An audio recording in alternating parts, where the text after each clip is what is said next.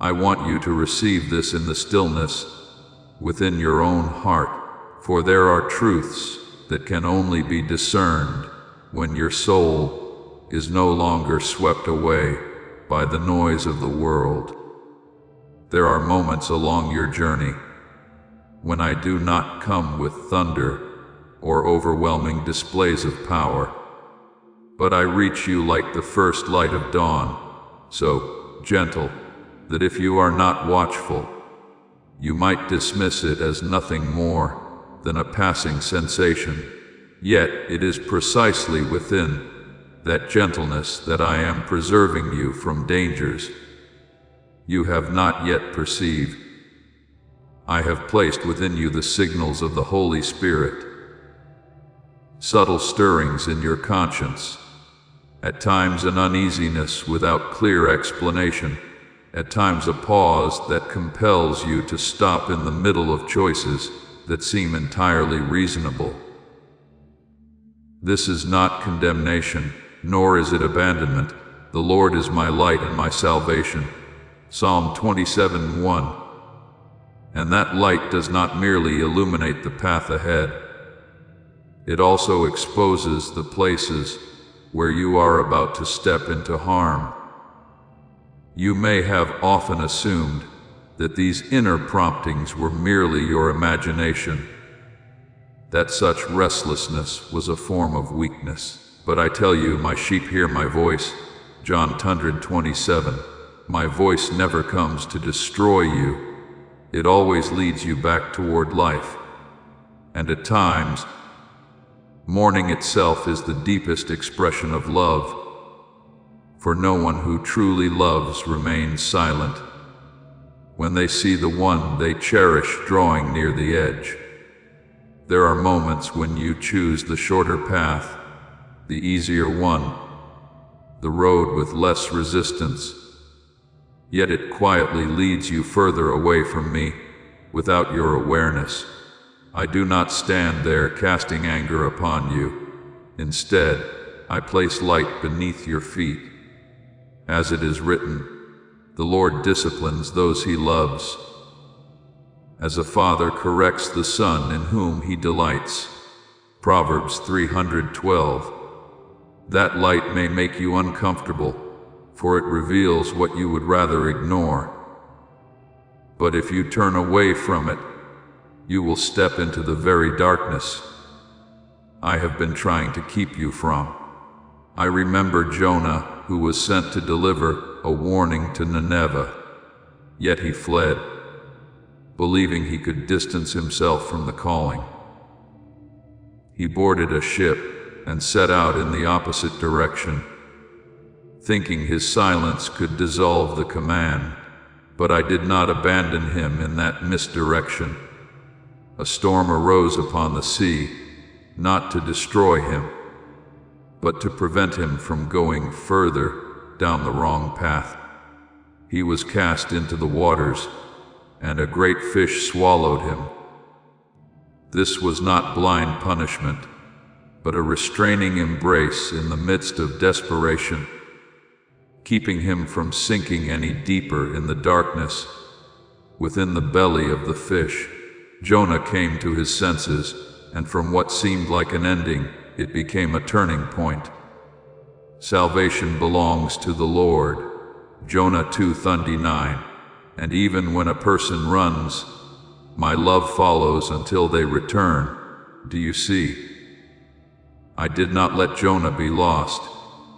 I held him, even through a way he did not expect, in order to preserve the mission within him. Do you see? Even in the midst of turmoil, the first thing I do is not to judge, but to save. For true love does not wait for perfection before it acts.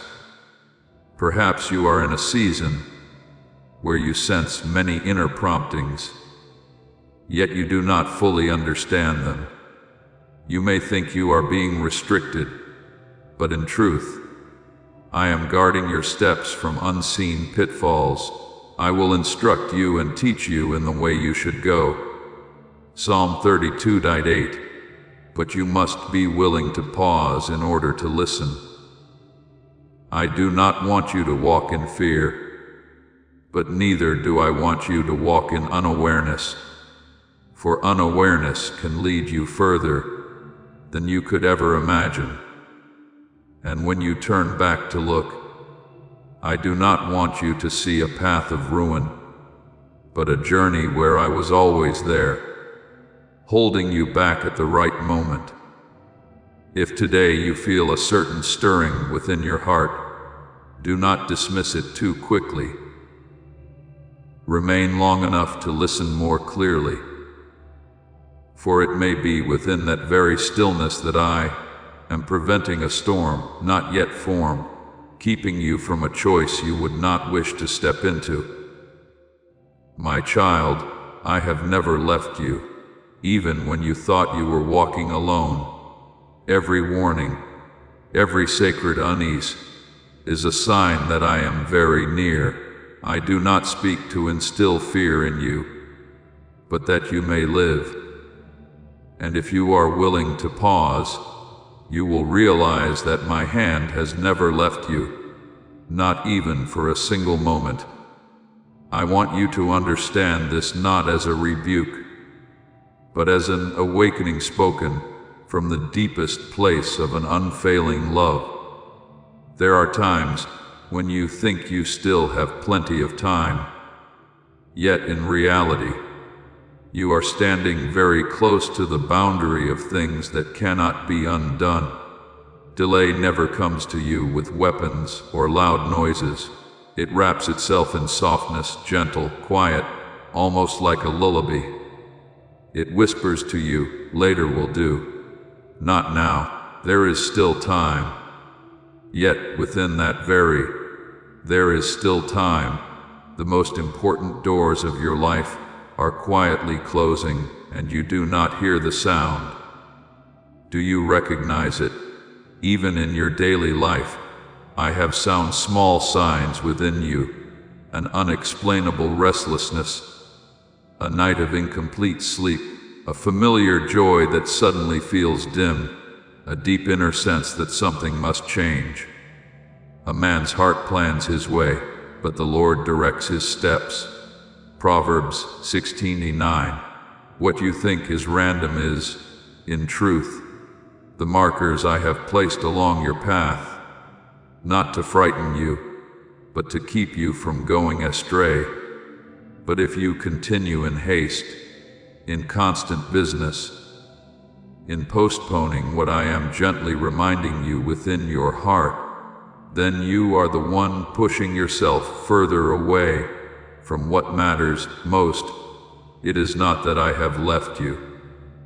Rather, you are running without watching the path, and I, in the love of a father, still walk beside you, still speak, still place small signs before you so that you may pause. I recall the parable of the 10 virgins that I spoke in the scriptures. 5 were wise and brought oil for their lamps, while 5 were foolish and made no preparation.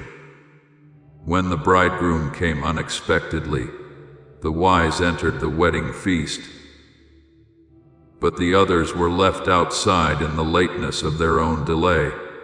And I said, watch therefore, for you know neither the day nor the hour. Matthew 25:13. This is not a word meant to instill fear, but an invitation to wakefulness. For there are moments in life that cannot be repeated, and opportunities that, once missed, will not return in the same way again. My beloved, I have not set traps along your path. The enemy of your soul is the one who sows distraction and delay, persuading you that everything can be put off until later. But I am different. I place light upon each of your steps, not a light that blinds you, but one that is sufficient for you to see clearly where you are going. Your word is a lamp to my feet and a light to my path. Psalm 19:105. That light does not force you, it invites you to walk in awareness. I do not depart from you, even when you no longer perceive my presence clearly. There are times when you think I am silent, yet I am speaking in ways you have not yet learned to hear. That silence is not absence. It is a space for you to recognize that I am still there, nearer than your very breath. But if you fill your life with the noise of delay, of busyness, of what is unnecessary, you will no longer hear that whisper. I want you to remember Peter when he walked upon the water. As long as his eyes were fixed on me, he was able to walk upon what was impossible. But when he looked at the wind and the waves, he began to sink. In that very moment, I did not stand at a distance. I reached out my hand immediately. Oh, you of little faith, why did you doubt? Matthew 14:31, not to condemn, but to draw him back into life. Do you see? Even when you waver because of delay, I am never absent from your life. Perhaps you think you are waiting for the right moment, but I tell you this, the moment does not simply arrive, it is stepped into today. If you hear his voice, do not harden your hearts. Hebrews 3:15, for today is where life is unfolding. Tomorrow promises nothing, and delay, if prolonged long enough, will turn what is alive into memories filled with regret. I am calling you not to take away your freedom, but to lead you into a fuller life. I remind you not because you are weak, but because you are precious. A true father does not remain silent when his child is approaching danger. Neither do I. Every prompting within your heart is not pressure, but a gentle hand drawing you back, so that you do not step into what would later bring regret. Listen to me today, not with fear, but with the awareness that true love never allows you to drift away in silence. And if you pause, even for a moment, you will see that my hand has never left you. And every one of my reminders carries the form of a love that is keeping you from what you cannot yet save yourself from. If today your heart stirs as you encounter these words, do not quickly dismiss it as a fleeting emotion. I am knocking at the door of your heart, not with thunder, not with force, but with the patience of a love that does not withdraw. Behold, I stand at the door and knock. If anyone hears my voice and opens the door, I will come into him. Revelation 3:20. That knocking does not break in, yet it is clear enough for a sleeping soul to awaken. I am not calling you back so that you would fear yourself, nor to bind you in guilt. I call you so that you may return to true life, for I know there are paths you have walked for so long in unawareness that you no longer recognize what is light and what has become a habit that quietly diminishes you. Yet if you pause for even a single moment, if you turn ever so slightly, you will find that I am already there, no farther than a single step away. Understand this. Please know that every seed you plant in this mission will grow into a torch that shines in someone else's darkness. Giving to this work through the link in the description or the pinned comment, whether by buying a coffee, making a donation, or becoming a member of our Ko-Fi community, does not go to a channel. Your actions are supporting a divine mission to save lost souls. Heaven moves through willing voices, but it grows through hearts that are kind. This is what I say over you now. Each gift you give is like a stream of living water that flows into the life of someone who needs healing.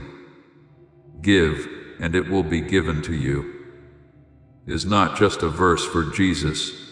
It is a living promise that shapes your future. Allow me to invite you now with a simple act of faith. Come into this moment with purpose, with honesty, and with hope. The money you give today is not a donation. The act of spiritual obedience that lets your heavens open is what opens them. Let go of your seed and see what God brings back into your life. I do not require you to run quickly. I do not measure you by speed, but by direction. One step turning toward the light is more precious than 1,000 steps taken in darkness.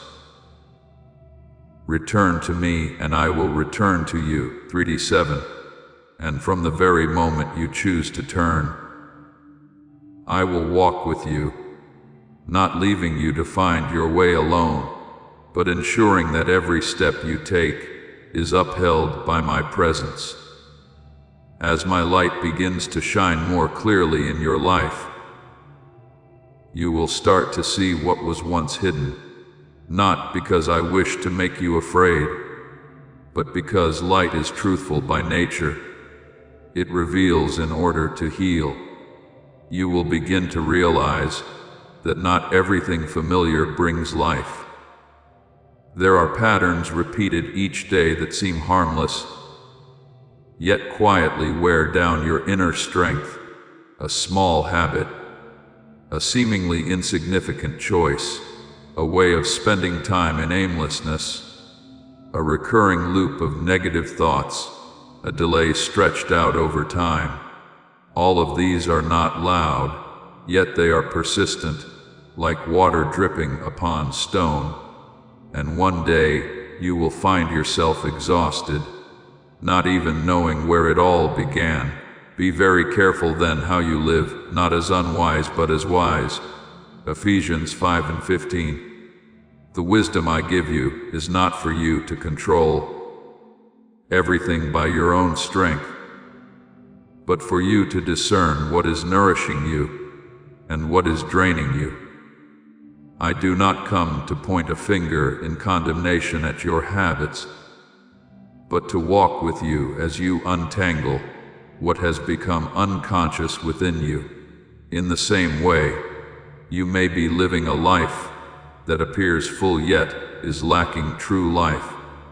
You may be doing many things while your soul is quietly drying up without your awareness. And I am gently drawing you back to what is essential, my presence within every rhythm of your life. There are habits that are not overtly wrong, yet they gradually pull you away from the stillness needed to hear my voice. There are distractions that are not immediately dangerous, yet they dull the sensitivity of your soul. And when the soul is no longer sensitive, it becomes difficult to distinguish between the voice that guides and the voices that pull you away. But I do not leave you alone in this process of awakening. On the contrary, the very light increasing within you is a sign that I am restoring your ability to discern. Light shines on the righteous. Psalm 97:11. That light is not only to show you the path, but also to help you see yourself more clearly. You may feel a measure of discomfort as you begin to recognize these things. This is natural, for light always reveals the familiar places you once leaned upon. But do not be afraid. I do not allow you to see so that you may be wounded, but so that you may be set free. I want you to receive these words not as condemnation, but as truth spoken from an unchanging love. For I know there have been moments when you chose what felt easier, simply to avoid the tension of change.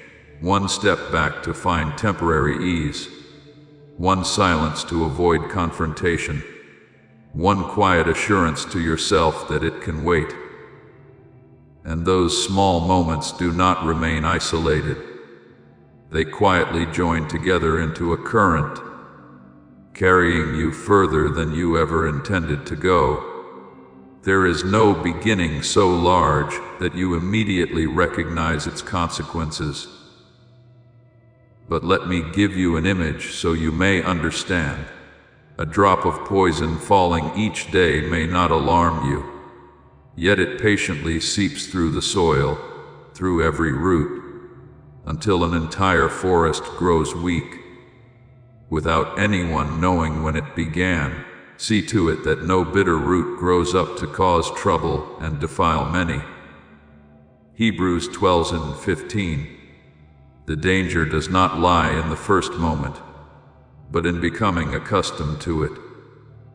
I see clearly how people rename the very things that are leading them away from life. You call it personality habit, a very one does it, or just a little. But truth does not change simply because you change its name. And I do not say this to weigh you down, but to set you free, for no one can be healed if they no longer dare to call by its true name what is binding them. My beloved, every action you choose carries a depth beyond its surface. A word that seems harmless may sow coldness. A glance that appears fleeting may carry quiet contempt. A night spent in aimlessness instead of remaining with me in stillness. A way of eating to escape your emotions rather than facing them. These are not merely behaviors. They are subtle directions in which you are handing control over to your emotions instead of to me. For where your treasure is, there your heart will be also. Matthew 6:21. And where you place your treasure will determine what is guiding you.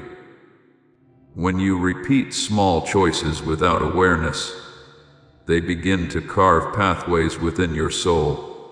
And those pathways do not require loud moments to form. They only require repetition sustained in silence. I have given you your body not as a burden, but as a finely tuned instrument for living fully upon this earth. Every heartbeat, every breath, every limitation of your body carries the wisdom of the Creator. When you misuse it, when you ignore the signals of fatigue, when you push it beyond its limits in unawareness, you are in effect diminishing the gift I have entrusted to you. Yet I do not say this to bind you in guilt, but so that you may relearn how to honor the life I have placed within you. So it is with your soul. It was not created to carry bitterness, envy, delay, or indulgence. It was created to reflect my life.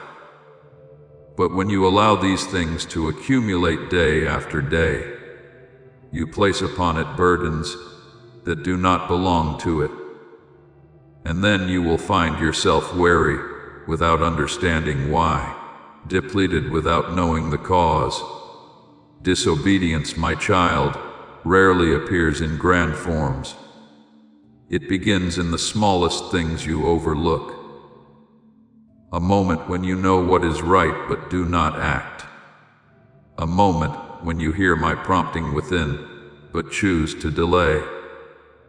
A moment when you see the light clearly but turn away because it requires change. And those moments, if left unrecognized, will quietly weaken the sensitivity of your soul. Today, if you hear His voice, do not harden your hearts. Hebrews 3:15. A hardened heart does not form in a single day. It is shaped through the repeated act of ignoring my gentle call. And when this continues, you will find yourself gradually losing the courage you once had. The courage that enabled you to stand firm in trials, that empowered you to choose what is right, even when it was difficult. But I do not stand by in silence as you drift away. I speak from the very first missteps, not to frighten you, but to prevent you from going further than you can return on your own. For I see not only your present, but also where you are headed if you continue along that path. Do you remember Peter when he walked upon the water? He did what no one thought possible only because his gaze was fixed on me. But when he began to focus on the wind and the waves, he started to sink. And immediately I reached out my hand, not allowing him to sink deeper, not letting him be lost beneath the waters, but holding him at the right moment. Matthew 14:30-31. This is how I always act. I intervene early so that you are not carried too far away. I do not wait until you are broken to call you back. I call you the moment you begin to slip away from true life. For I love you not only at the destination, but in every step you are taking. And if today you are able to hear this, it is not by chance. It is a sign that I am still preserving you, still drawing you back into awareness, into the light, and into the path you were created to walk. I do not call you into a life merely to avoid what is wrong, nor do I lead you only so that you may remain safe in the limited way the world understands. I call you into fullness of life, where your soul is awakened, where your mind is no longer clouded, and where each day is no longer a cycle of mere existence, but a living stream of light and wisdom. I have come that they may have life and have it abundantly. John 10:10. This is not a distant promise, but a reality I desire for you to step into with every breath. But you must understand this life does not come automatically. It is formed through discipline infused with love, not the discipline of pressure or fear, but the discipline of one who understands that every small choice is either building or dismantling their own future. When you dare to say no to what is momentarily comfortable, you are saying yes to something greater that you cannot yet see. When you refuse a compromising habit today, you are opening a door of freedom for tomorrow. For God has not given us a spirit of fear, but of power and of love and of self-control. 2 Timothy 1:7. That self-control is not a burden, but the mark of a soul being restored into the order of life. I want you to learn to treat your body as a temple, not as a tool for momentary indulgence. I have placed life within every breath you take, not for you to exhaust it unconsciously, but for you to live with deep reverence for that gift. When you listen to your body, when you know how to pause before excess, when you choose to nourish rather than to misuse, you are entering into a form of worship that is quiet yet deeper than words. In the same way, time is not something that simply passes for you to consume. It is a sacred river I have entrusted into your hands to steward. Every moment you use is shaping your soul. And when you choose words that heal instead of words that wound, when you choose forgiveness instead of holding on to the weight of resentment, you are stepping into the true nature of the love I placed within you from the beginning. These things may seem small, yet they are the very foundation of a life built in the light. No great faithfulness is ever formed apart from small choices, repeated quietly over time. I know there will be moments when you feel weary in this journey. There will be times when you feel you lack the strength to remain disciplined, the steadiness to stand firm, the clarity to continue. You may fall. You may feel like letting go. You may even question whether any of your effort truly matters. But it is precisely in those moments that I do not withdraw from you. On the contrary, I draw nearer. A bruised reed he will not break, and a smoldering wick he will not snuff out. Isaiah 4:2003. I do not love you because you are perfect. I love you because you belong to me, even in your weakest moments. Yet neither will I allow you to remain in a life of compromise. For you were not created merely to pass through your days, but to reflect the glory of my life in this world. And so, even when you are tired, I gently draw you back to the path of awareness, not by pressure, but by the steadfastness of a love that never lets go. Let me take your hand in this journey, not in haste, not with force, but step by step, leading you out of the haze of habit into the light of truth. For there are familiar things that, if left unexamined, can become gilded chains, beautiful on the outside, yet binding within. Many times I have placed signs in your life before danger draws near, like the sky changing color before a storm, like the stillness of the wind before the tempest rises, like a quiet unease in your heart before you begin to drift. Therefore, keep watch, because you do not know on what day your Lord will come. Matthew 24:42. Watchfulness is not a life of fear, but a life lived with eyes open to my leading. I do not act only after everything has fallen apart. I intervene when you have just begun to stray, not because you are weak, but because you are precious, not because you are lacking, but because you carry a value you have not yet fully seen.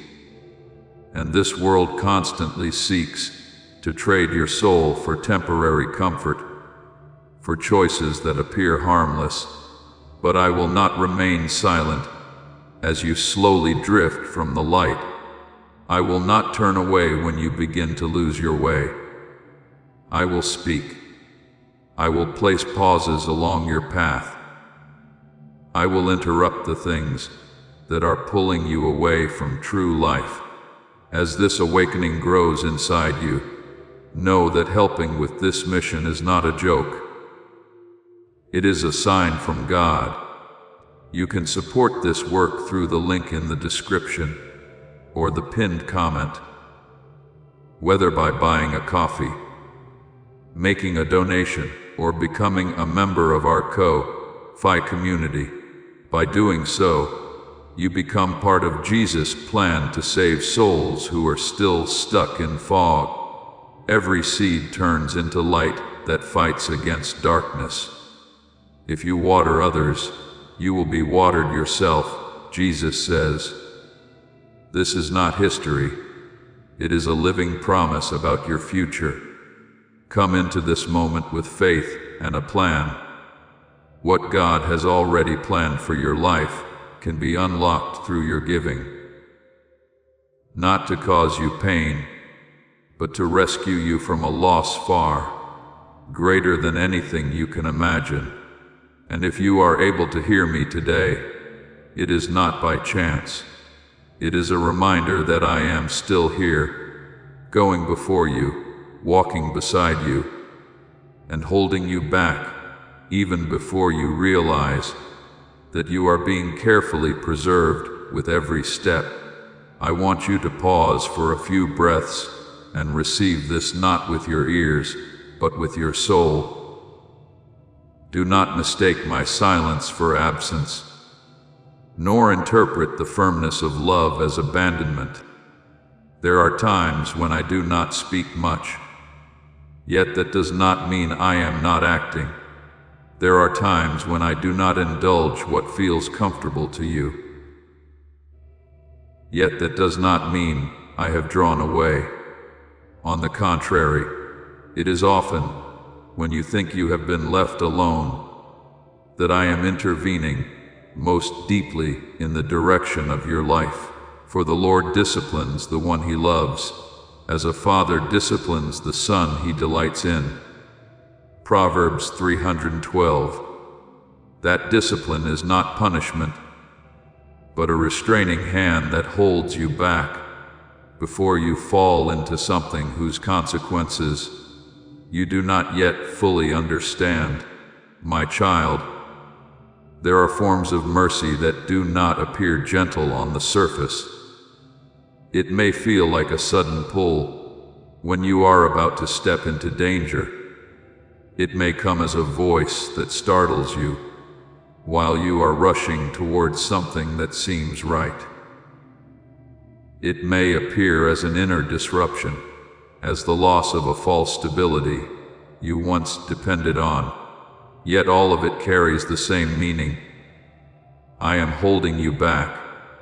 I do not stand still while you move toward choices that could break you from within.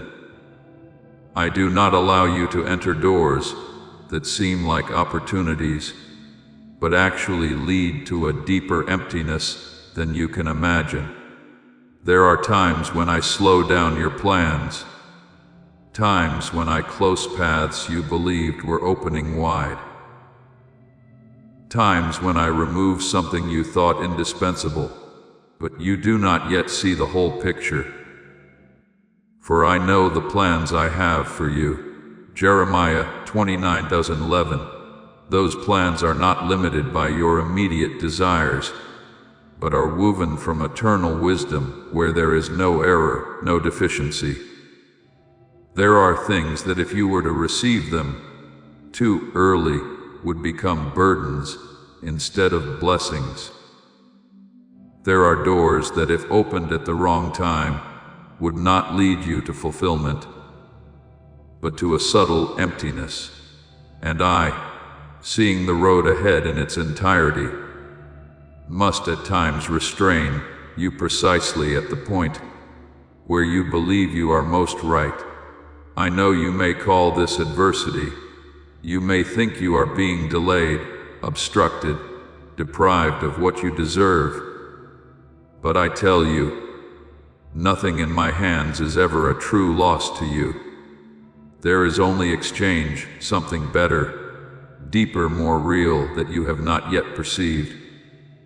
My beloved, learn to listen to the quiet places within your heart, for there I am still speaking, not with noise, not with pressure, but with the gentle clarity of one who never contradicts true life.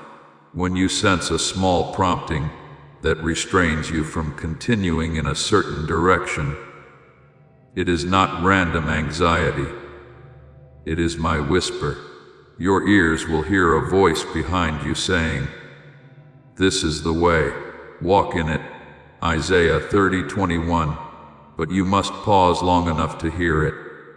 If you keep running, if you keep filling your life with the noise of hurried choices, you will lose the ability to distinguish between guidance and the impulses of your own emotions. I do not warn once and then fall silent. I am patient. I remind you again. I knock more than once. But you must also understand this: when you continually ignore me, it is not that I withdraw. It is that you are weakening your own ability to hear. And one day it will not be that I am quieter, but that your heart has become too loud to recognize me. There are opportunities bound to their appointed time, not because I limit you, but because you are living within a current of time. ordered by wisdom. I see the full picture that you do not yet see. I know when it is time to step forward, when it is time to pause, and which doors open only within a certain season. If you delay too long, you do not lose me, but you may miss the rhythm of what I am doing. You may think you are still in control, but I tell you this, true control exists only in connection with me. When I am at the center, you stand secure. When I am pushed to the margins, everything you try to hold together by your own strength will eventually begin to shake. Yet even in that instability, I am still here, not a step away, ready to steady you, ready to lead you back, ready to restore order to what has been unsettled within you. For to me, you are never something to be abandoned along the way. You are the one I continually pursue with an unchanging love. I do not intervene in your life as a force that imposes, but as a father who will not allow you to lose yourself in what you think is harmless. For I see more clearly than you. Small choices, repeated habits, indulged emotions, and delays you consider normal. All of these are gradually leading you towards spiritual dead ends that, if left unaddressed, you will not be able to escape on your own. But my child, my mercy is not a resource that runs dry. It does not grow weary. The only thing that prevents it from fully operating in your life is when you close your heart. For I do not force love, I invite it. Come to me, all who are weary and burdened, and I will give you rest. Matthew 11:28. But you must come, you must acknowledge, you must speak, not with perfect words, but with a simple truth, I need you. That one sentence alone is enough to open a door you thought had been shut. And when you do, I do not stand at a distance. I step in immediately, not leaving you to manage the broken pieces within yourself. There are places within you that need to be stirred again, not to wound you, but to bring you back to life. For I know there are areas of your heart that have grown numb, not because you are weak, but because you have been hurt. There are disappointments you have not named, promises that once gave you hope, but later left you broken. Efforts you made that were never returned, and so you have learned to withdraw, to dim your hope, to soften your feelings, to live safely within a quiet numbness. But I did not create you to exist in a state that is half alive and half numb. I created you so that your soul would be able to respond to true life. I will give you a new heart and put a new spirit within you. 26. That renewal is not merely an outward change, but a resurrection from within the very places that once seemed incapable of feeling again. I desire to awaken in you what you thought had fallen asleep, the capacity to hope, the ability to love, the trust you once lost, not through force, but through the gentle yet profound touch of my spirit. And when this happens, you will realize that you are no longer bound by the old layers that once enclosed you. My child, a storm may be drawing near in your life, not to destroy you, but to reveal what is truly standing firm and what is unstable. Yet remember, the Lord is a stronghold in the day of trouble. Nahum 1:7. When you hold fast to me, no force can carry you away from my keeping. But today, I want to lead you into a deeper level of awareness. For you are living in a world where many things are called freedom. Yet not every form of freedom brings life. There are things that appear to be freedom, but are in truth a cleverly disguised form of bondage. There are choices that offer immediate comfort, yet quietly take away your capacity for true freedom. You will know the truth, and the truth will set you free. John 18:32. Yet truth is not always comfortable at first, because it confronts what you have grown accustomed to calling normal. There are things you believe to be your own choices, yet they are in fact unconscious reactions to emotions, pressures, or habits. There are things you call freedom, but they are merely the repetition of old patterns that keep you trapped in a cycle with no way out. And I do not say this to frighten you, but to help you see clearly. True freedom never comes from doing whatever you desire in the moment. My beloved, I do not deny your emotions. I created you with the capacity to feel, to be moved, to love, to grieve, to rejoice. But I want you to understand something deeper. Emotions were not designed to be your guide. They are like the waves of the sea. Beautiful, powerful, capable of lifting you in a moment, yet just as capable of pulling you off course if you cling to them too tightly. The heart is deceitful above all things. Jeremiah 17:9 is not spoken so that you would despise yourself, but so that you would understand. You cannot build a stable life upon the shifting ground within you.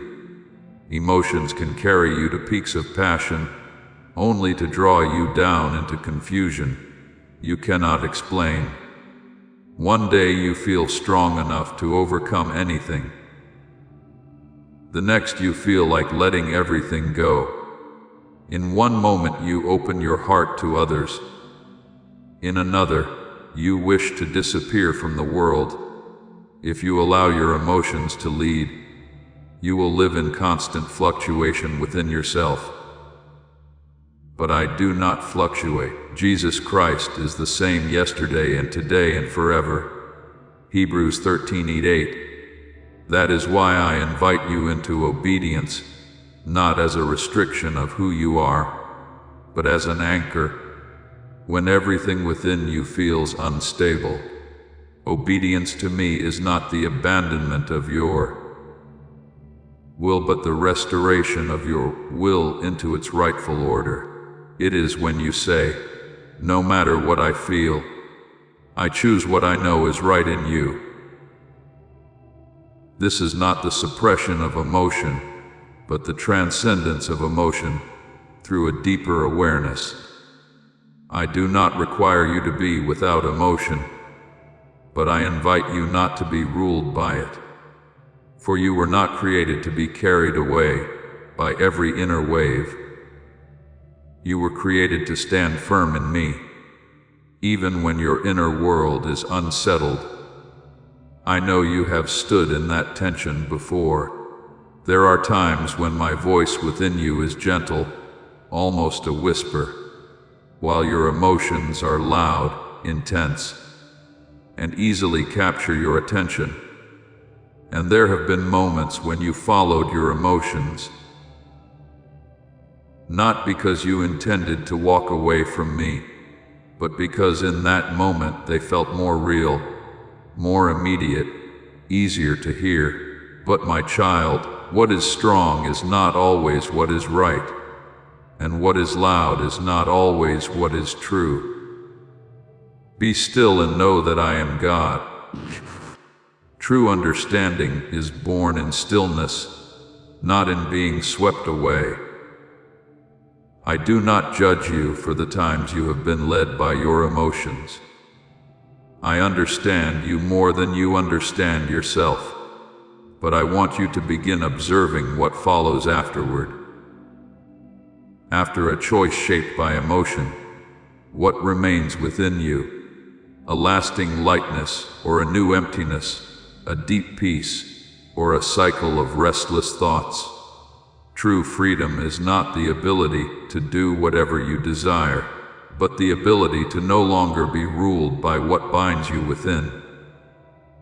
Not led by fear, not pulled by emotion, not held back by the past, not shaped by the pressure of others. That is where obedience becomes a doorway, not a door of restriction, but a door of liberation from the very things that have been causing you to lose your direction. I have not come to make you smaller. I have come to make you more real. Not a version of yourself driven by every inner fluctuation, but a person grounded in the awareness that there is one who does not change, guiding every step you take. And if today you begin to recognize the difference between what you feel and what I am leading you into, that is not contradiction within you. It is the beginning of spiritual maturity, the place where you no longer live passively according to the waves, but begin to stand upon the voice of the one who never changes. I want you to receive this as something deeply established within your soul, not to impose upon you, but to free you from misunderstandings that have followed you for too long. Obedience does not strip away your identity. On the contrary, it is the process I use to refine and shape your identity into alignment with my original design. For you were not created to be governed by wounds, defensive reflexes, or unhealed memories. You were created to reflect my light in a form that is uniquely yours and cannot be replaced. For we are His workmanship, created in Christ Jesus. Ephesians 2:10. A work does not form itself out of chaos. It is crafted by one who has intention, wisdom, and perfect love. My beloved, when you step into obedience, you do not lose true agency. You are entrusting the steering of your life to the one who knows the path you have never walked. You may think that holding tightly to every decision is what keeps you safe. But I tell you, it is the attempt to control everything that exhausts you and leads you most easily astray. Obedience is not surrendering into passivity. It is trusting deeply enough that you no longer have to strain to hold everything together by your own strength. I do not want you to live as one who is constantly on guard, always defending yourself from everything, even from your own life. When you lay down your shield, it is not because you are weak, but because you recognize that you were not created to fight alone. I am the one who covers you. The Lord is your keeper. The Lord is your shade at your right hand. Psalm 121:5. My protection does not come after you fall. It goes before every step you take. There are things you call freedom, yet in truth, they are subtle dependencies on inner impulses that have not been brought into the light. Emotions that are not guided will become the most demanding rulers. Desires that are not rightly ordered will become invisible barriers, keeping you from stepping into true life. And your attempt to just be yourself without guidance can at times lead you into a prison that is difficult to recognize, a place where you believe you are free yet are in fact being governed by your own reactions. But I have not come to confine you within rigid patterns. I have come to free you from those unseen chains. I want you to live as a child, not as a servant to your shifting inner states. So if the sun sets you free, you will be free indeed, Jam. True freedom is not found in following every feeling, but in no longer being ruled by them. You will come to realize that obedience does not weigh you down. It makes you lighter. For when you are no longer carrying the burden of controlling every outcome, you begin to enter into rest within your soul. I did not create you to live under the constant strain of directing everything on your own. I created you to be led. There will be times when my path does not align with your expectations. There will be moments when you look at others and wonder why they seem able to live in ways that you are not permitted. But my child, I did not create you to replicate another's life. Before I formed you in the womb, I knew you. Jeremiah 1:5. You are an original intention from me, not a copy in the world's chain of comparison. Light cannot shine if it remains hidden in the shadows of compromise. And neither can you. If you continue to live in order to satisfy every voice around you, you will gradually lose the brightness I placed within you from the beginning.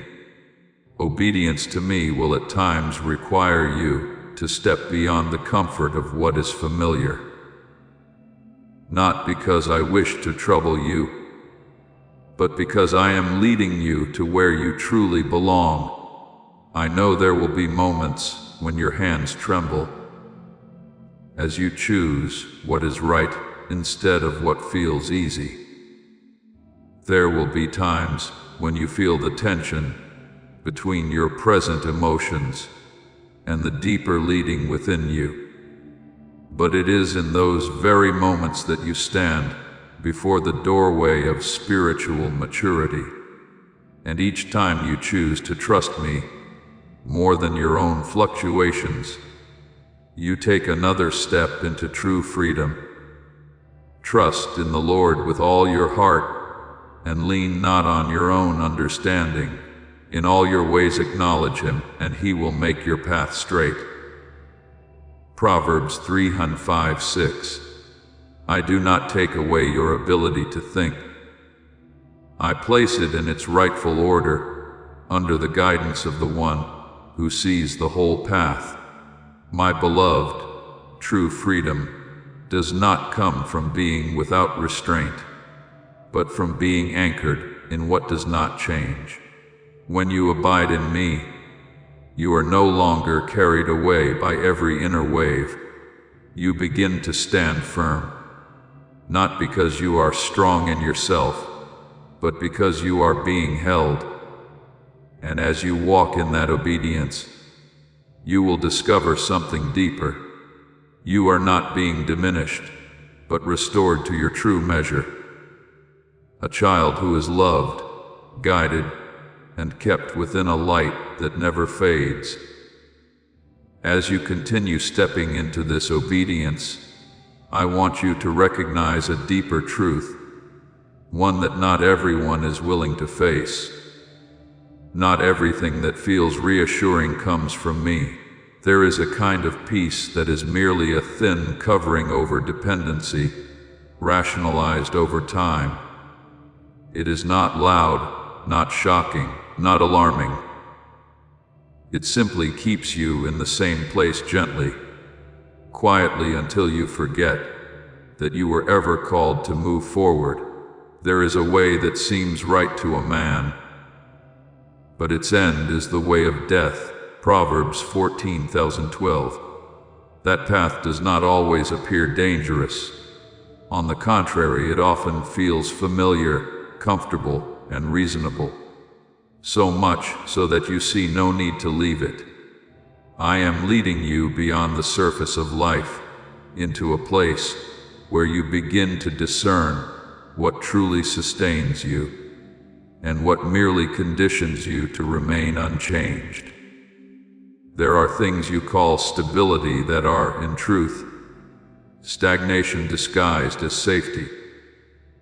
There are things you call peace that are actually the gradual numbing of your soul, my child, as you begin to no longer be led by emotion, as you learn to obey rather than react. Your eyes will open to a deeper awareness. You will see that not everything familiar is where I have placed you to remain. Some things are simply places where you have stayed so long that you have mistaken them for the definition of your life. It may be a relationship where you continually strive to preserve harmony at the cost of your inner truth.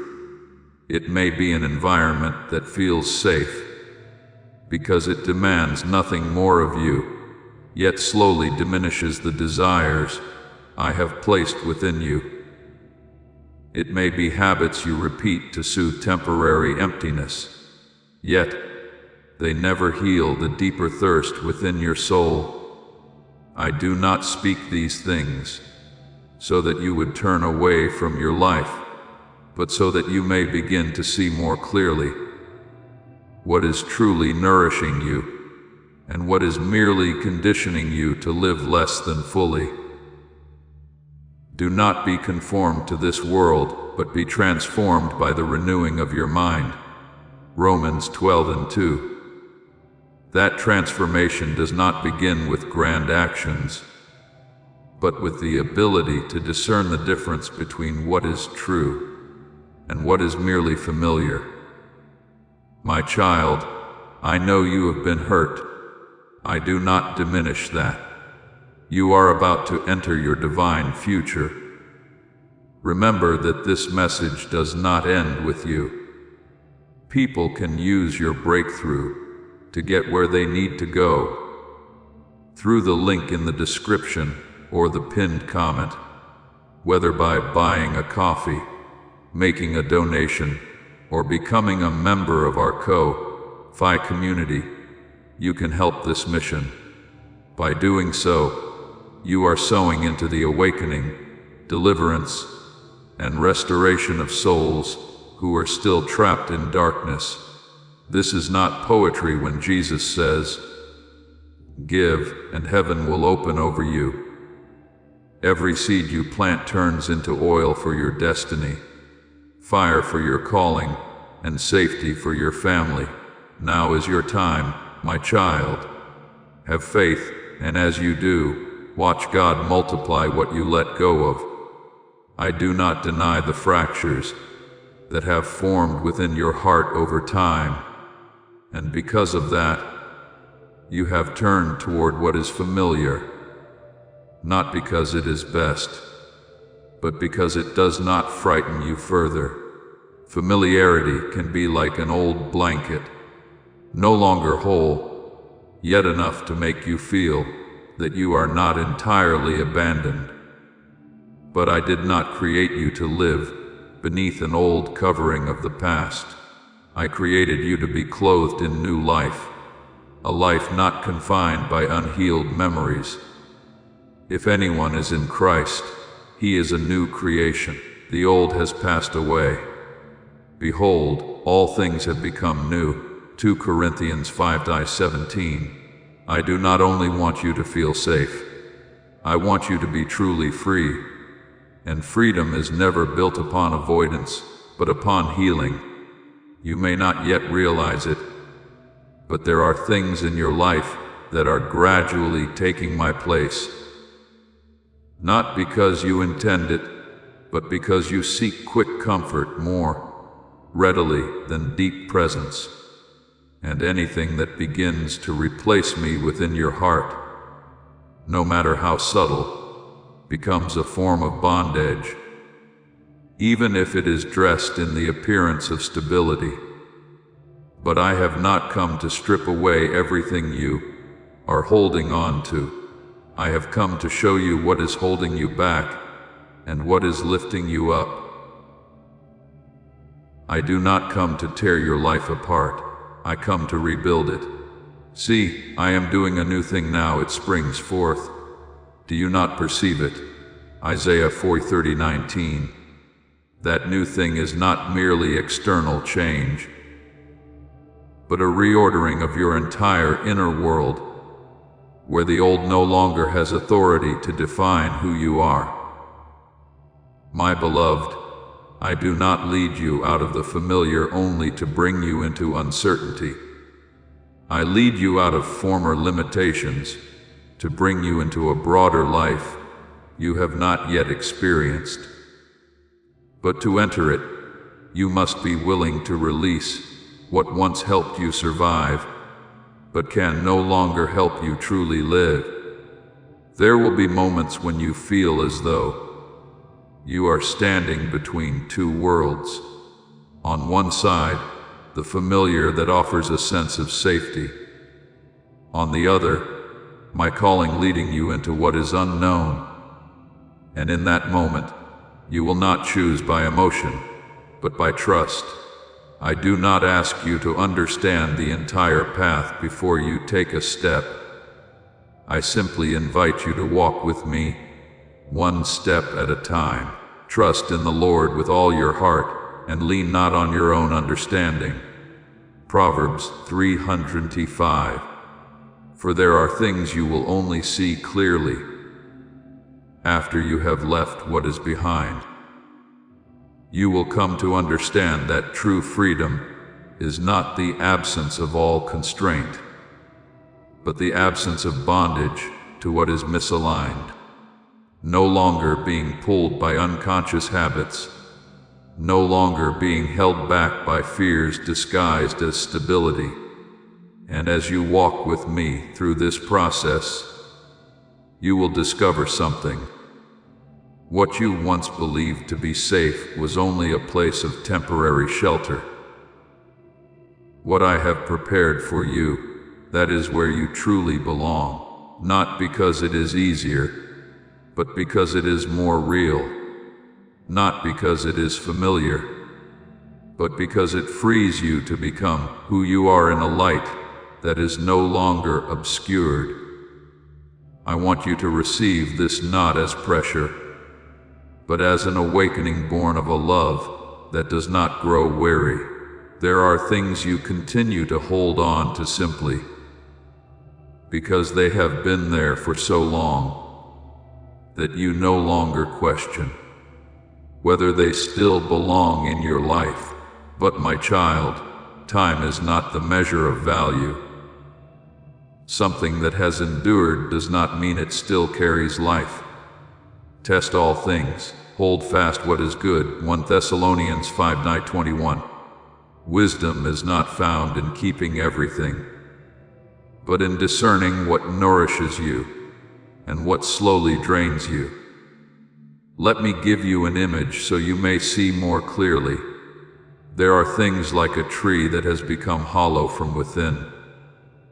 Outwardly, it still stands familiar, even reassuring because it has long been part of your life.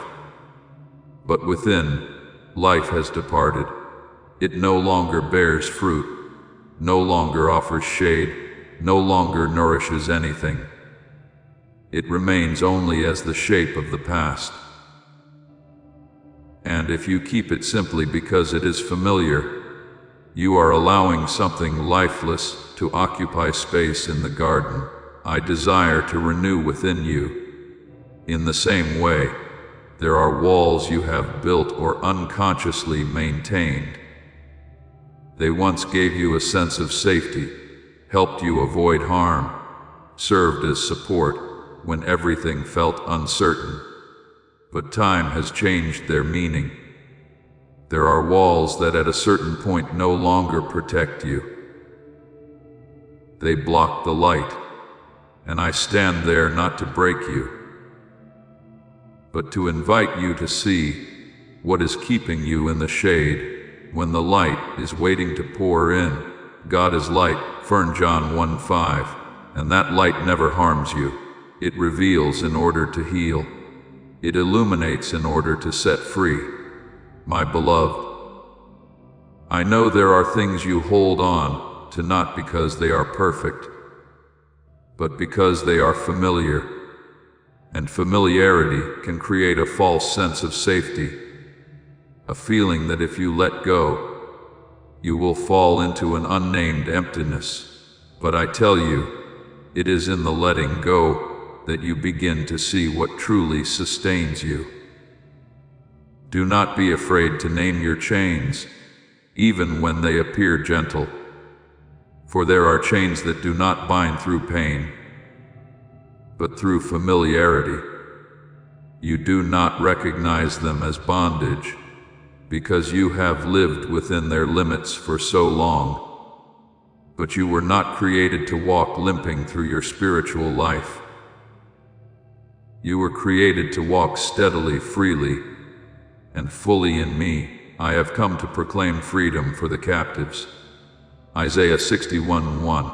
Yet that freedom always begins with recognition. I do not break you with force. I open your eyes with light. You must have the courage to speak truthfully to yourself and to me. I have held on to this for too long, not because it still lives, but because I fear the emptiness.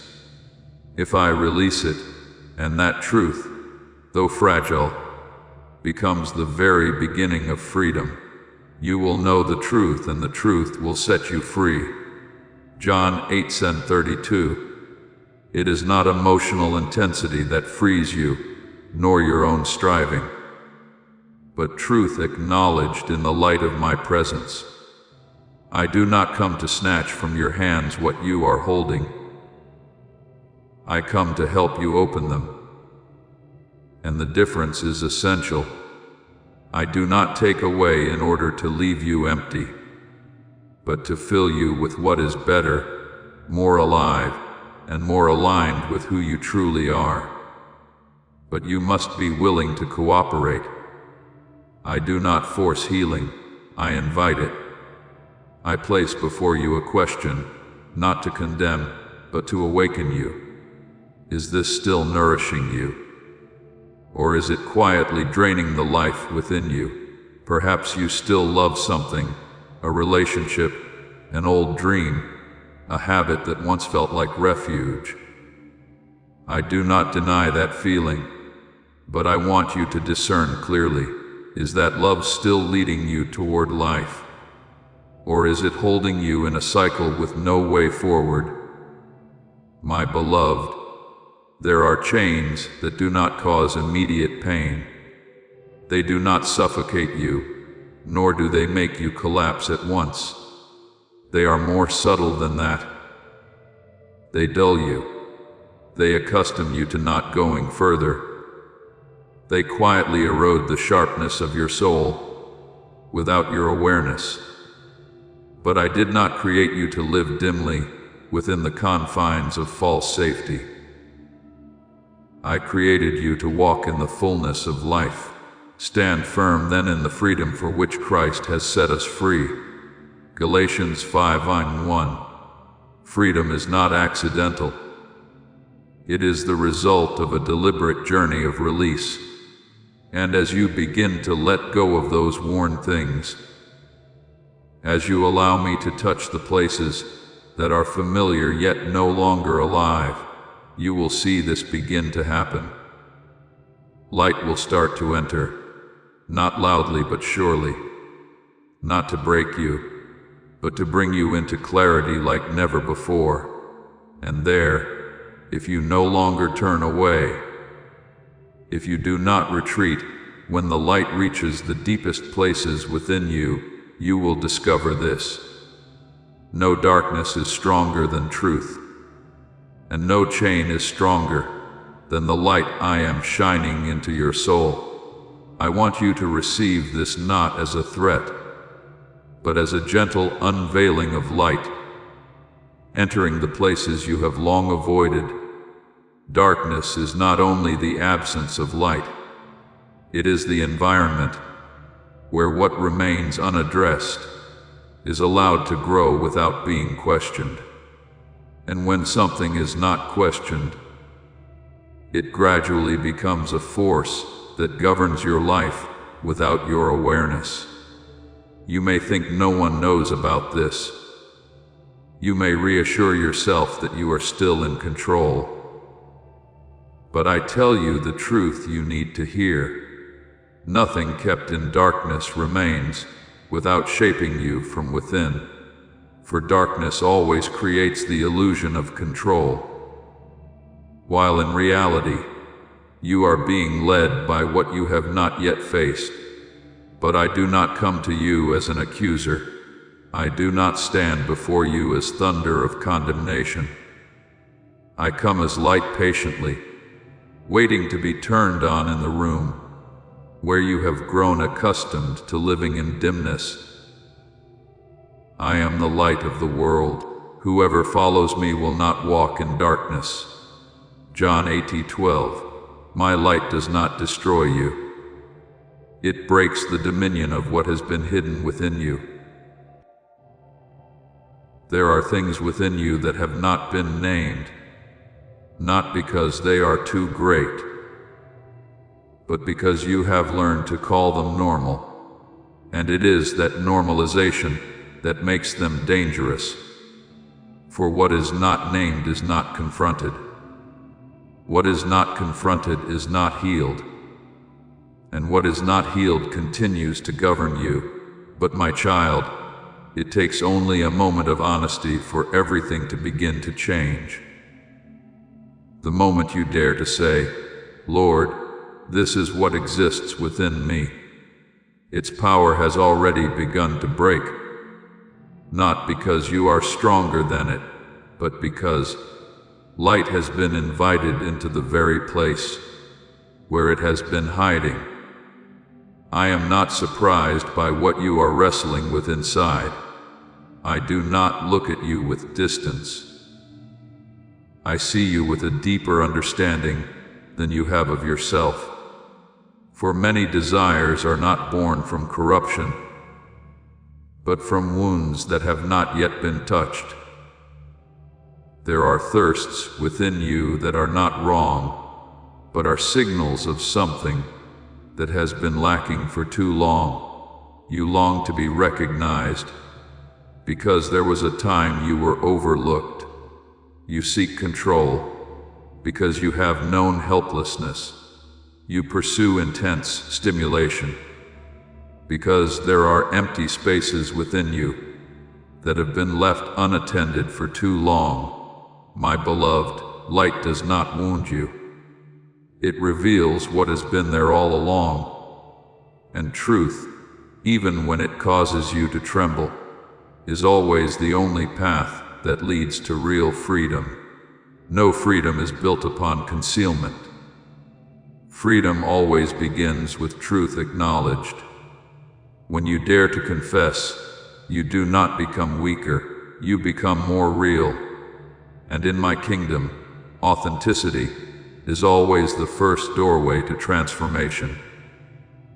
You will know the truth, and the truth will set you free. John 8:32. Not perfection, not absolute self-control, but truth brought into the light. For the true power of darkness does not lie in its strength, but in human silence before it. When you remain silent, it grows. When you name it, it begins to lose its hold. When you pray, it can no longer remain hidden.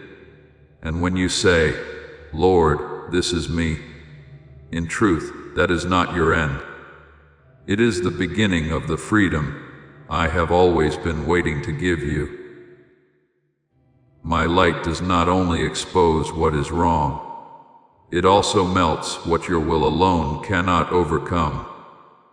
Your effort has value, but it is not the ultimate source of transformation.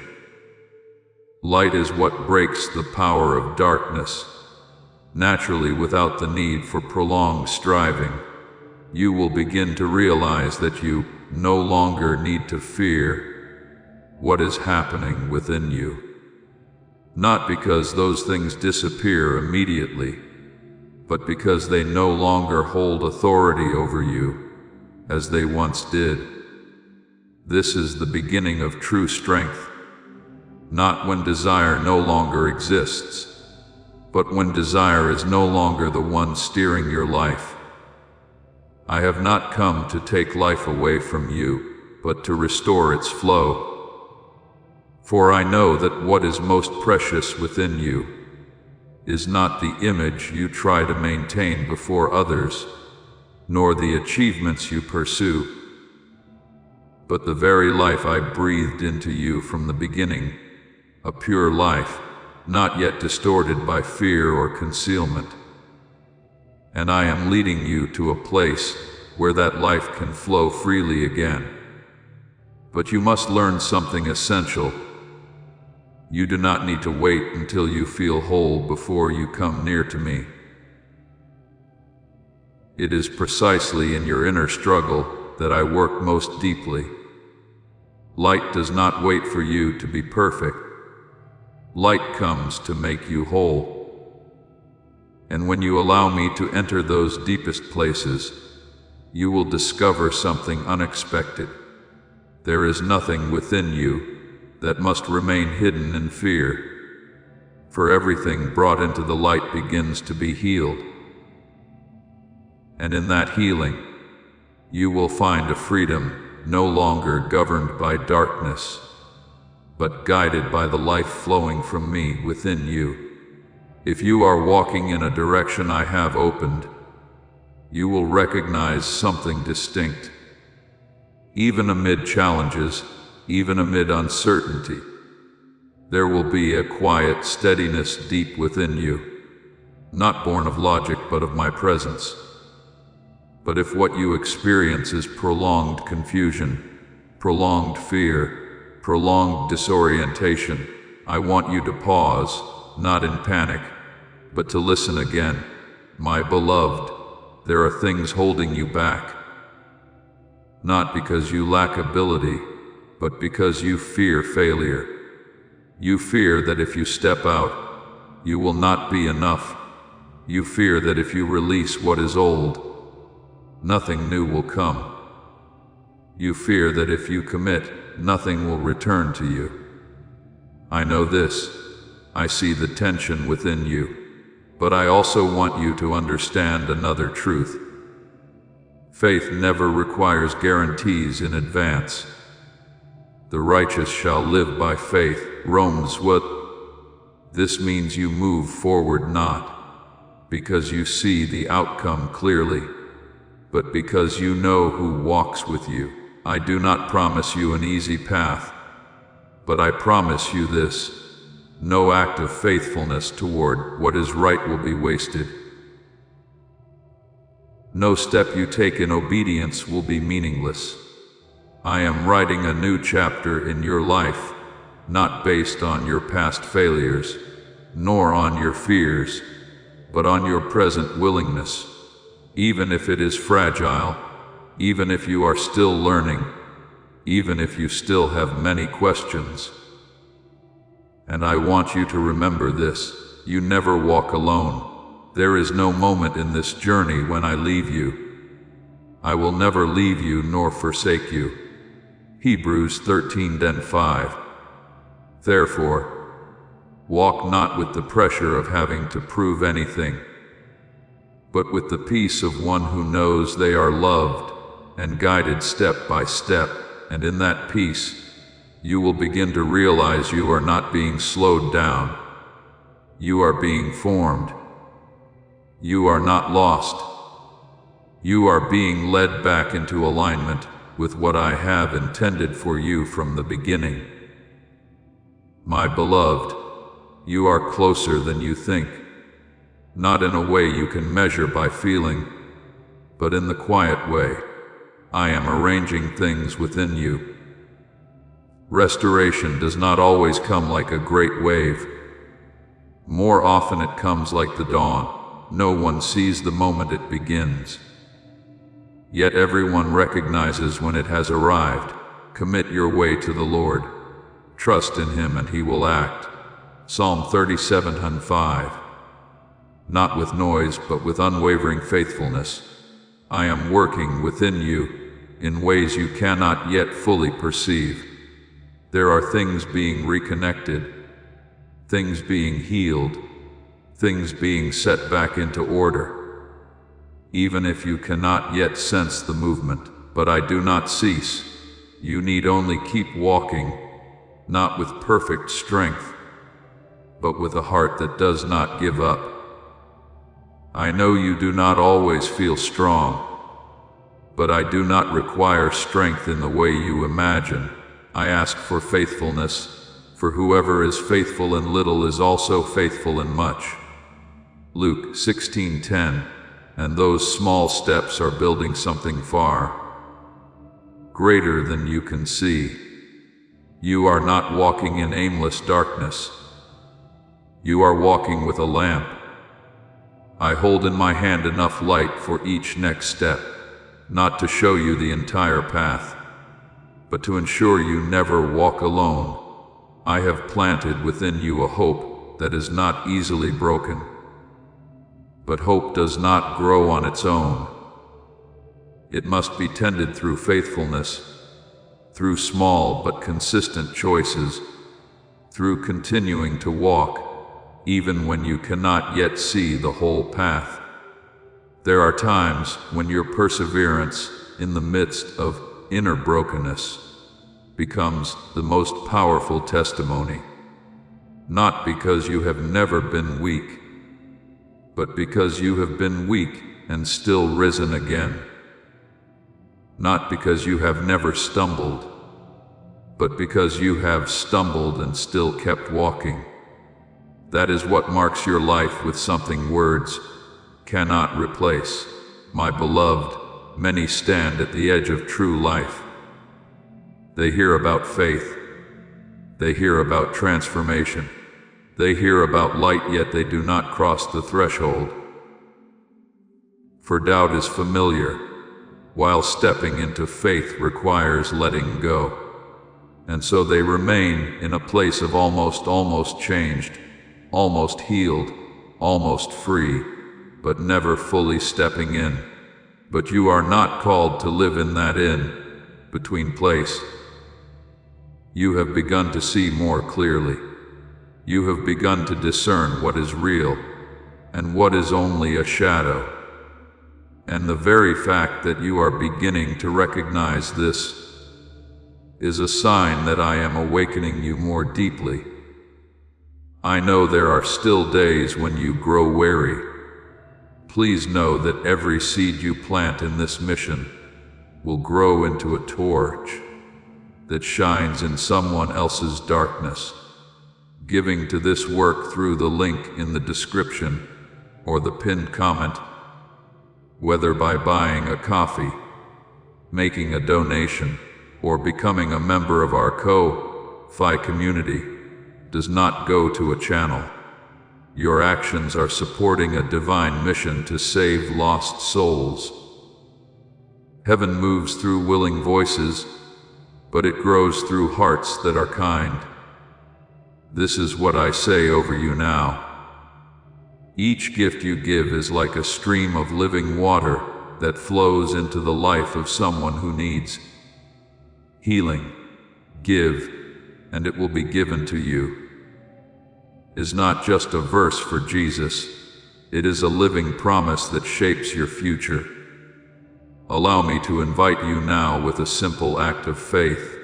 Come into this moment with purpose, with honesty, and with hope. The money you give today is not a donation. The act of spiritual obedience that lets your heavens open is what opens them. Let go of your seed and see what God brings back into your life. There are moments when you sit and wonder whether all your effort has meaning.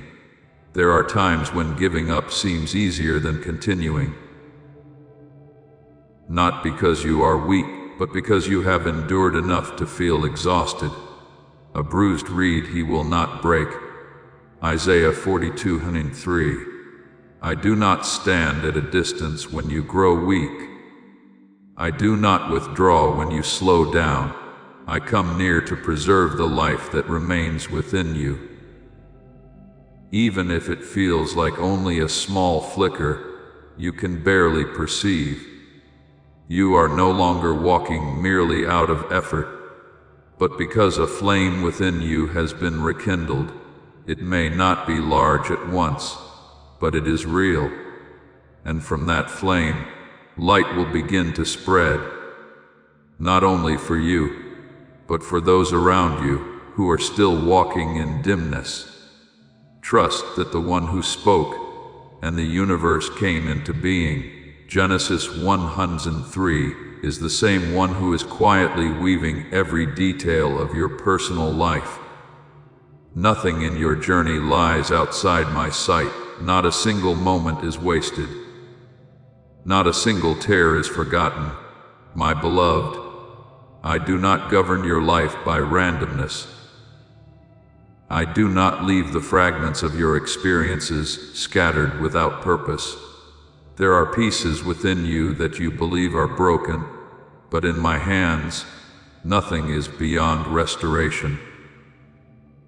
And we know that in all things, God works for the good of those who love Him. Romans 8:28, even what is imperfect, I am able to use to form something whole according to my way.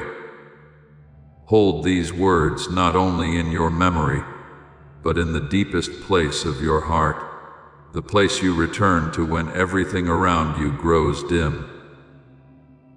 Let them become an anchor, not because the words themselves carry power, but because they remind you of the one who holds your entire journey. Like a compass in the night, it does not remove the darkness, but it keeps you from losing your direction. Like a whisper amid noise, it does not need to be loud, yet it is enough to draw you back to truth. That grace is not fragile. It is not easily broken by your mistakes, not exhausted by your weariness, not limited by your stumbles. It is deep enough to reach every fractured place within you, wide enough to cover the parts you have not yet dared to face, and strong enough to lift you from places you cannot escape on your own. My grace is sufficient for you. 2 Corinthians 12:9. Not sufficient in a temporary sense, but sufficient in fullness. My beloved, I do not promise you a journey without valleys, but I promise you this: no valley is deep enough to separate you from my hand, unless you choose to let go. No failure can bring an end to what I have begun in you. No brokenness lies beyond my ability to restore. I am not only drawing you out of what is harmful, I am leading you into a deeper restoration, where even the places that were most wounded become the very places where light enters most clearly. And when you begin to look back, you will not only see what you have gone through, you will see something greater. Every step you thought was misdirected, every moment you believed you were delayed, every tear you thought was meaningless, all of it has been woven into a process where nothing is wasted.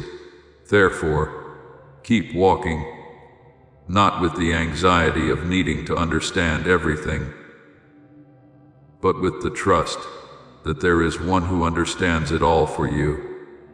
And in every step, I am still holding you, not only to keep you from falling, but to shape you into the person I saw long before your journey ever began.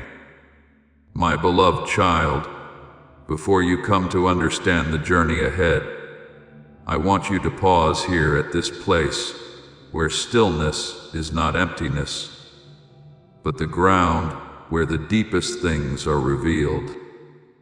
There were moments when you thought your days passed without meaning, when quiet hours went unseen, when nights found you wondering whether you had been forgotten in the vast current of life.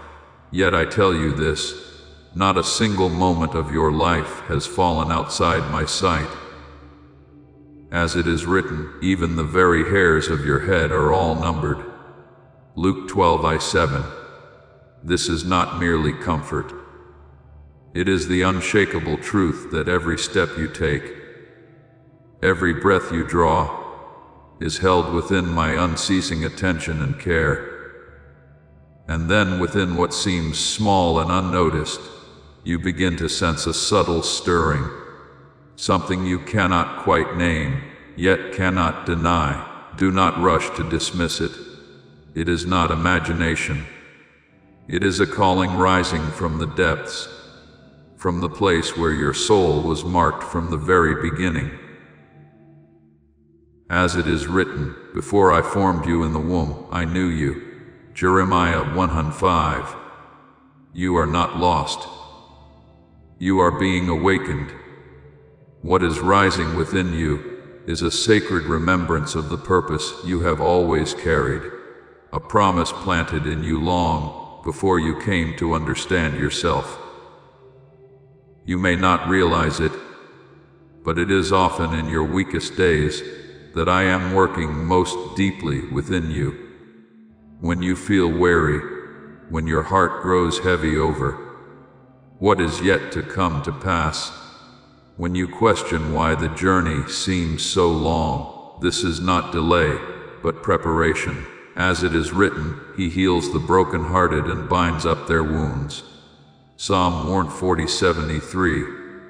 I am not in haste with you, for I am not only bringing you to a destination, I am shaping you so that you can carry what I am about to entrust to you.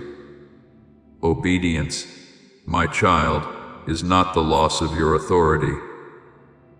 It is the returning of your direction into the hands of a greater light. When you choose to listen to my whisper instead of the noise of fear, you are not losing yourself. You are rediscovering who you truly are. You have carried judgments that did not come from me, wounds that caused you to question your worth. But I do not call you by what you have been through. I call you by what I have ordained. As it is written, all things work together for good to those who love God. Romans 8:10-28. Even what you once saw as mistakes is being woven into something good by my hand. You have not arrived at this moment by chance. There are things that have been appointed not to bind you but to guide you. This very moment, the place where you now stand, is not accidental. It is the meeting point between the path you have walked and the future now unfolding. And I, who hold time itself, saw this day long before you ever knew it. As it is written, with the Lord a day is like 1,000 years, and 1,000 years are like a day. 2 Peter 3:98. This means there is no delay that exists outside my design. But my child, what I seek from you is not perfection. I do not require that you understand everything before you take a step forward. What I seek is a willing heart, a heart that dares to believe even when it cannot yet see clearly, a heart that chooses to move forward even without having every answer, for it is within that simplicity that the door will open, a door that no force can shut. As it is written, see, I have set before you an open door, which no one is able to shut. Revelation 3:8. And when you step through that door, you will come to realize that what you have been searching for all along was never outside of you. It has always been within you, waiting to be awakened. The light you once believed you lacked was in truth placed within you from the very beginning. Yet, it requires obedience to ignite and trust to be made manifest. Do not fear the darkness you have passed through. for it has become the very backdrop that allows your light to be seen more clearly. I have seen you in the days when you believed no one noticed. I have heard you in the moments when you thought no one was listening, and I have held you in every instant when you felt like giving up. You are not unknown. You have not been forgotten. You are part of a design far greater than what you can presently comprehend. So continue forward, my beloved. Not because you have suddenly become strong, but because you have learned to trust. Not because you can now see the entire path, but because you know the one who leads you, and with every step you take. Remember this, I am not only ahead of you, I am with you, within you, and working through you to complete the good work I have begun. My beloved child, there are moments you cannot explain through reason, an inner stirring so deep it feels as though something within you has been called forth from a place long asleep. Do not rush to dismiss this sensation. It is not a passing impulse nor a fleeting emotion. It is the touch of something deeply familiar, something you once belonged to, yet which has been veiled by time and the weight of wounds. When your soul trembles in such a way, it is because truth is entering, a truth not born of the world, but from the foundation I established within you from the beginning. As it is written, deep calls to deep. Psalm 42:7. The depth within me is calling to the depth within you, and your soul responds not with words, but with recognition. You may have thought that your life was nothing more than a sequence of passing days, shaped by small decisions and seemingly random turns. But I tell you this, nothing in your life is accidental. Every step you have taken, every pause you have made, every tear you have shed, all of it belongs to a greater journey, one you did not author, yet one that has been prepared for you. As it is written, in their hearts humans plan their course, but the Lord establishes their steps. Proverbs 16:9. You are not lost, you are being led. Even when you do not yet understand it, I have been with you in the days you believed you were left behind, when you placed your hand upon your chest and questioned who you truly were. When you felt like a stranger within your own life, I did not depart from you. I held you in the silence, not because I had nothing to say, but because you needed to be prepared to hear. There are truths that can only be entrusted when your heart has become soft enough, open enough, and ready to receive them without distortion from fear or doubt. As it is written, be still and know that I am God. Psalm 40:10. It was within that stillness that I preserved your soul from breaking, and now what you are feeling is not weakness. It is awakening. When you sense something reaching the deepest parts of you, it is not a sign of fragility, but evidence that the outer shell has begun to crack, so that light may enter. You are being awakened from the false definitions. You once accepted that you are not enough, that you are unworthy, that you are insignificant. But I have never called you by those names. As it is written, you are a chosen people, a royal priesthood. 1 Peter 2:9. Your identity does not come from what others have spoken over you. It comes from the word I have spoken over your life. Remember Samuel when he was still a child. In the stillness of the night, he heard a voice calling. Yet he did not immediately recognize that it was me. He ran to Eli, thinking it was the voice of a man. But when he was guided, he learned how to respond. "Speak, Lord, for your servant is listening." 1 Samuel 3:10. You too are in that very moment. A moment where the call does not come with loud sound, but with a quiet stirring within your soul. And what I seek from you is not absolute certainty, but a heart willing to listen. You do not create your own season.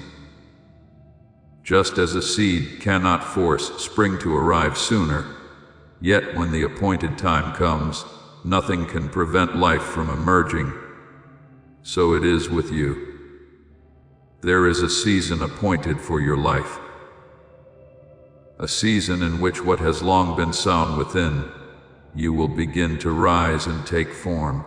As it is written, there is a time for everything and a season for every activity under the heavens. Ecclesiastes 3:1. And your time is not confined to the past, nor endlessly delayed. It is unfolding even now. I do not come to you in noise, for not every revelation requires thunder.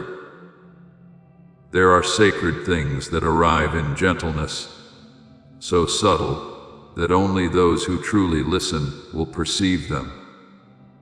When your heart trembles without clear reason, it is because I have touched you not to bring fear, but to awaken you, not to confuse you, but to draw you back to what you were created to become. The flame I placed within you has never gone out. It may have been covered by disappointment, by moments when you doubted yourself, by words that caused you to withdraw, but it remains. And today, a wind has come, a wind of faith, of awareness, of courage to believe in what you cannot yet fully see. As it is written, a bruised reed he will not break, and a smoldering wick he will not snuff out. Isaiah 42:9-3. I have not come to extinguish you. I have come to cause you to burn brightly. So do not return to what is behind you. Do not go back to the thoughts that once held you captive. You are no longer one who merely exists. You are being called to live with purpose, and what you are sensing now, though you cannot yet name it, is the beginning of a transformation that cannot be reversed. For once the soul is awakened, it cannot return to its former sleep. Listen, my beloved, not with your ears, but with your heart. And when you perceive that call, even if it is only the faintest whisper, respond, for I am calling you, not for some distant day, but for this very moment. And in your response, you will come to understand this truth. You have never been forgotten. You have always been chosen. And now you are beginning to become my beloved child. If there are days when you feel out of place within your own life, it is not because you lack belonging, but because your soul was never created to anchor itself to what is temporary. There is something within you of a different substance, a nature not confined by what fades. I have woven your heart with threads that do not belong to time, mercy that does not run dry, truth that does not change, light that does not dim, and a purpose far beyond what your eyes can see. So do not be surprised when the things the world calls enough failed to satisfy you. As it is written, He has set eternity in the human heart. Ecclesiastes 3:11. What you are longing for is not something small. It is the echo of eternity calling from within you. And when you look back upon the paths you have traveled, You may have once believed that there were seasons of emptiness, moments that carried no meaning, wounds that seemed to leave behind nothing but pain. But I tell you this, not a single part of your journey has been wasted. Everything, even the things you wish you could forget, has been gathered by my hand, like individual notes to be woven into a prelude for what is yet to come. As it is written, "For I know the plans I have for you, plans for peace and not for harm, to give you a future and a hope." Jeremiah 29:11. You have never been overlooked in that plan. You have never been excluded from that story. You have always been within it, even when you could not yet see it. There comes a moment when your soul begins to remember, not through the memory of the mind, but through a deep recognition that cannot be explained. As light begins to enter places once covered by doubt and fear, you may feel as though you are standing before something both unfamiliar and deeply known. Do not turn away from that feeling. It is truth unfolding layer by layer, as it is written. You will know the truth, and the truth will set you free. John 18:32. That freedom does not come from outside. It begins within. When you come to recognize who you truly are. Remember the prodigal son when he left his father's house. He believed he was pursuing freedom, but the further he went, the more he lost himself, until one day in his lowest place, he came to his senses and remembered who he was, a son, not a stranger. And when he returned, the father did not wait with accusation, but ran to embrace him before he could even finish his apology. Luke 15:17-20. So it is with you. What you are experiencing is not the end of a journey. It is a return, not a return to something foreign, but to the place you have always belonged. I do not force you into this. I do not draw you by power or compel you through fear. I invite you with gentleness, with patience, with unwavering love. The place I am calling you to is not unfamiliar. It is a place where your name has been written from the beginning. As it is written, I have called you by name. You are mine. Isaiah 43:1. No one can take that from you. No one can erase what has been inscribed within my purpose. Do you feel your heart trembling? Not because you are weak, but because your soul is recognizing something real as you stand at the threshold between what is familiar and what is unfolding. That trembling is not the sign of fear. It is the sign of life in motion. As it is written, for God has not given us a spirit of fear, but of power and of love and of a sound mind. 2 Timothy 1:7. What you are feeling is not diminishing you. It is expanding you. I see that you are beginning to see with different eyes. Not merely the eyes of reason, but the eyes of the soul. You no longer ask, why me, as you once did. Instead, a gentle whisper begins to rise within you. Perhaps I have always belonged to this. And my child, that is the truth. You are not misplaced. You have not arrived at the wrong time. You have not walked the wrong path. As it is written, the steps of the righteous are ordered by the Lord. Psalm 37:23. All the scars you carry are no longer signs of failure. They are evidence that you have endured and are still standing. And now I am gathering all those scattered pieces, not to remind you of your past, but to reveal a new image, the image of a soul awakened. You are no longer one who is searching. You are one who is being called. And as you stand within this very moment, you will begin to feel a quiet release spreading through you. Gentle, unforced, not overwhelming, yet clear enough for you to know that something has shifted. Not because your circumstances have suddenly changed, but because something within you has begun to recognize what has always been there. As it is written, the kingdom of God is within you. Luke 17:21. I delight that you have not turned away from what is sacredly unfolding within you. For it is in this quiet obedience that what I placed inside you from the beginning begins to live again. It does not come from the outside. It rises from within, from the deepest place you once hesitated to touch. And if you listen closely, you will realize that this movement does not need noise to prove that it is real. So remain in this stillness, my beloved.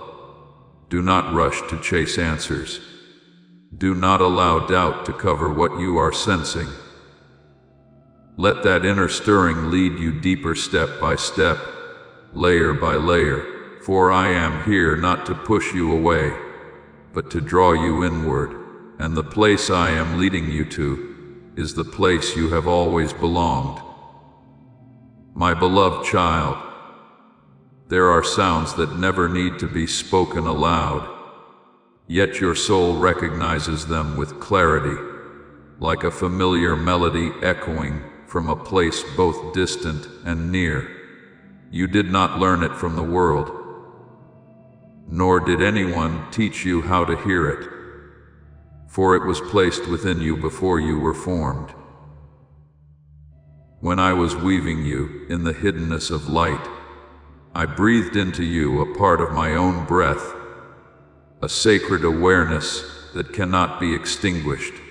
As it is written, then the Lord God formed man and breathed into his nostrils the breath of life, and man became a living being. Genesis 2:7. What you are sensing is not something new. It is something ancient being awakened, a call that has always been present, waiting for you to become still enough to recognize it.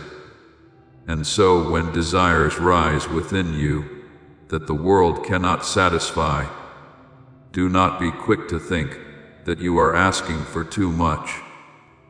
You were not created to be filled by what is temporary. You were formed with a space shaped like eternity. And only when you touch what belongs to me will you truly find rest. As it is written, my soul thirsts for God, my soul longs for you. Psalm 42:1-2. Those longings are not signs of lack. They are evidence that you were made for something greater than mere existence. You may wonder why you perceive things others do not. Why what seems ordinary awakens such depth within you. It is because you do not see only with the eyes of the flesh, but also with the sight of the soul. The sight I have opened within you. As it is written, no eye has seen, no ear has heard, but God has revealed it to us by His Spirit. 1 Corinthians 2:9-10. When you sense potential where others overlook it, it is not illusion. It is resonance between your soul and what I have ordained. I did not plant that calling within you to confuse you, but to guide you. It is not a test for you to prove anything, but a thread that connects you to what you have always belonged to. When your heart stirs in response to something others may dismiss as unreasonable, it is not misalignment. It is a sign that you are hearing what not everyone can hear. And when you pause, when you choose to listen instead of rushing past it, the seed I have sown begins to break open. As it is written, the seed sprouts and grows. First the stalk, then the head. Mark 4027:28. I do not work in haste. I work with certainty. You do not need to understand the entire path in order to begin walking. I do not require that you see the destination before you take a step. I ask for one small yet precious thing: your consent, a quiet yes in faith, a single step in obedience, and what I have prepared will begin to unfold.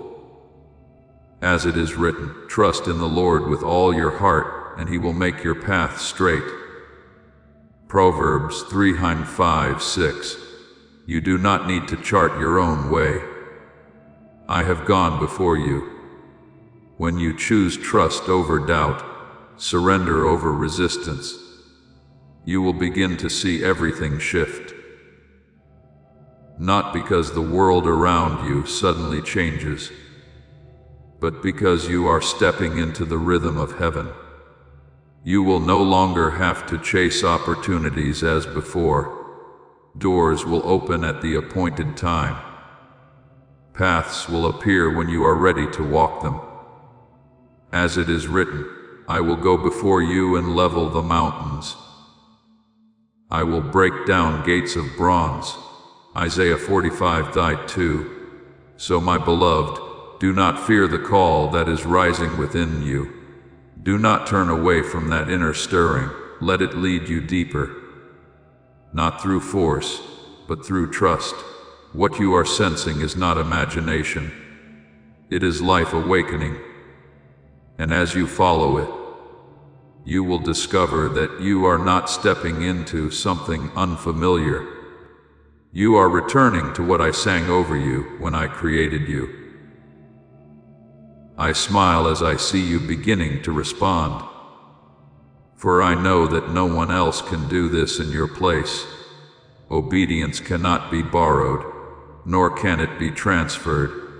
It must arise from within you, from that quiet decision known only to you and to me.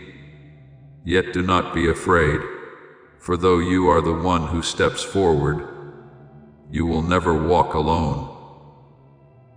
As it is written, I will never leave you nor forsake you. 13:5. With every step you take, I am already there, not merely observing, but sustaining and guiding you.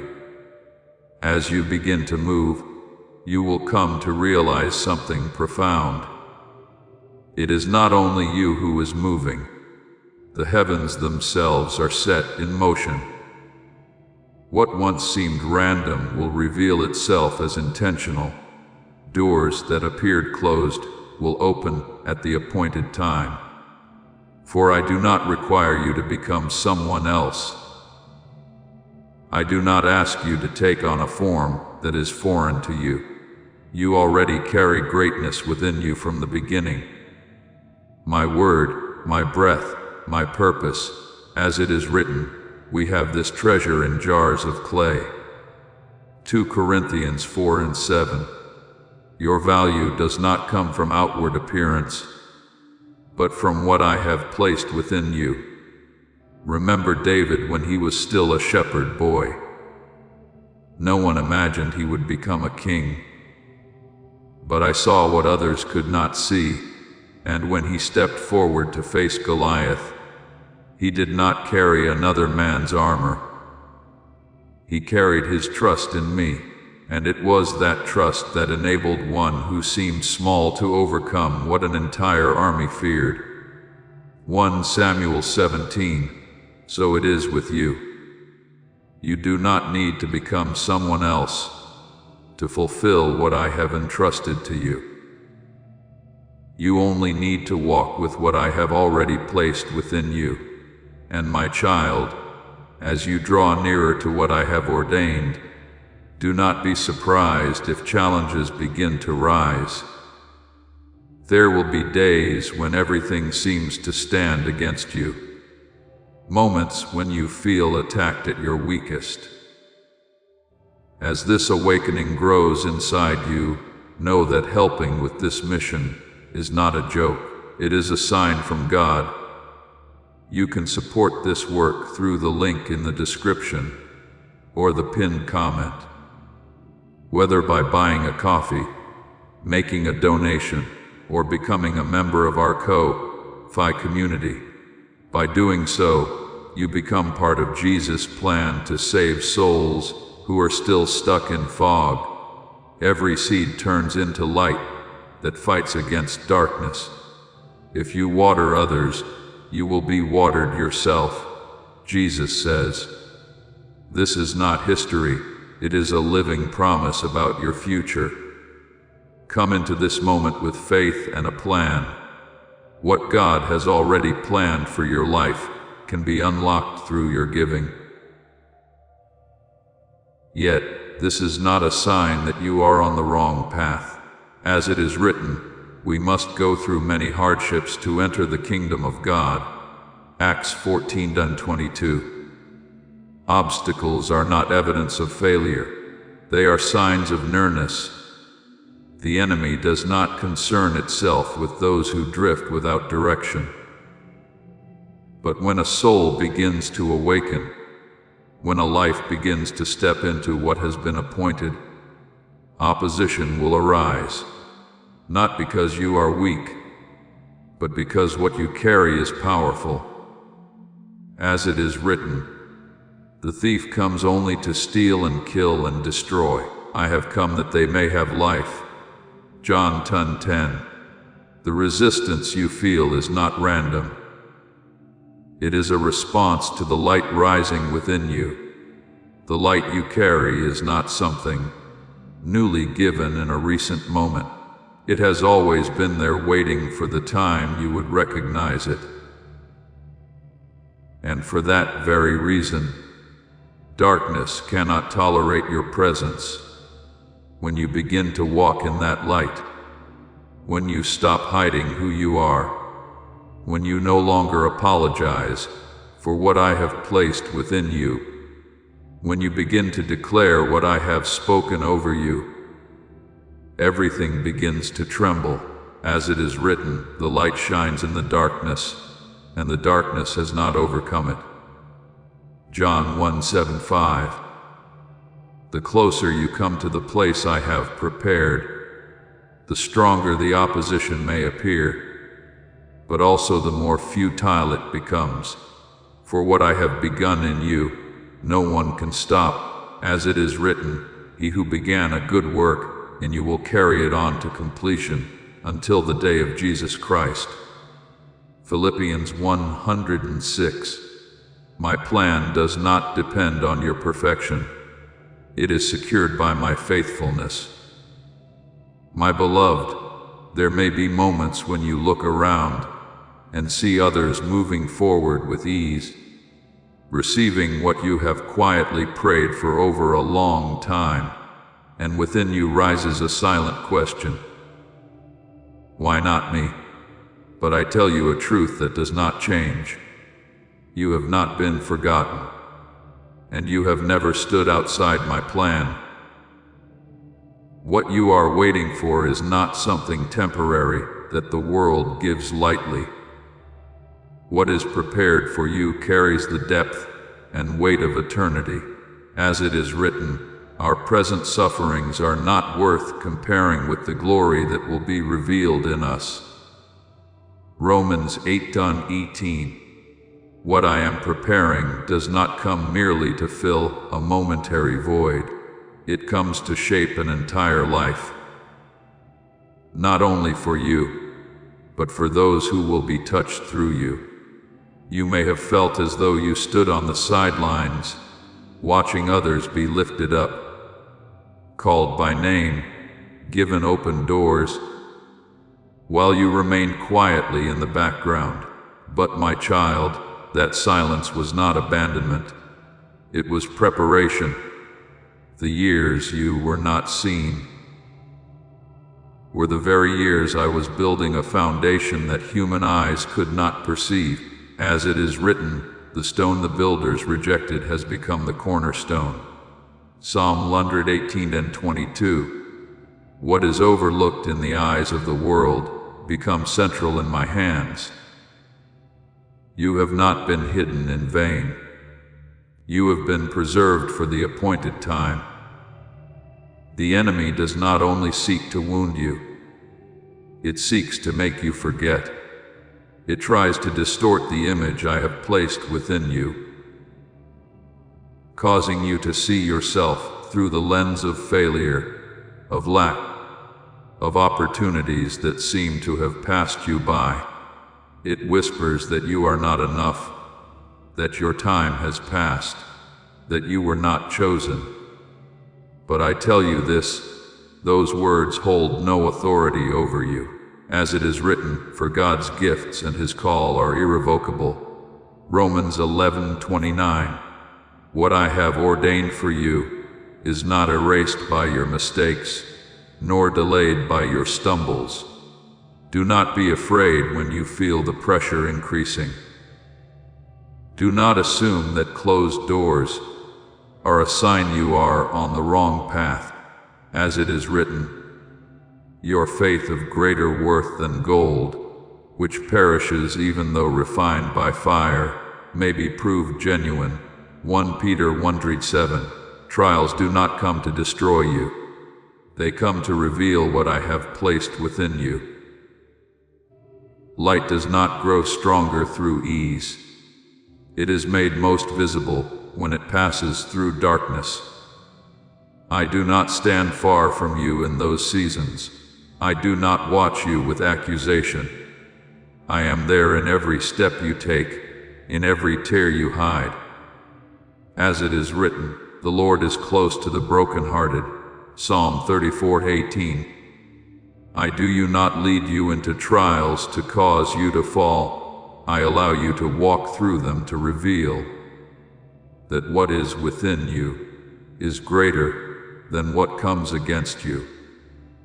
And if you still question whether you are truly called to something greater, then look at your own life, your perseverance when no one sees, your kindness when no one responds, your faith when everything seems to stand against you. These are not small things. They are the marks of a soul destined to influence. As it is written, you are the light of the world. Matthew 5:14. Light is not meant to be hidden. It is meant to shine. The enemy does not pursue what is ordinary. It does not concern itself with what carries no influence. But when a soul bears within it the power to shift the atmosphere, wherever it stands, opposition will arise. Not because you are weak, but because you are dangerous to darkness. Yet you do not need to fear this.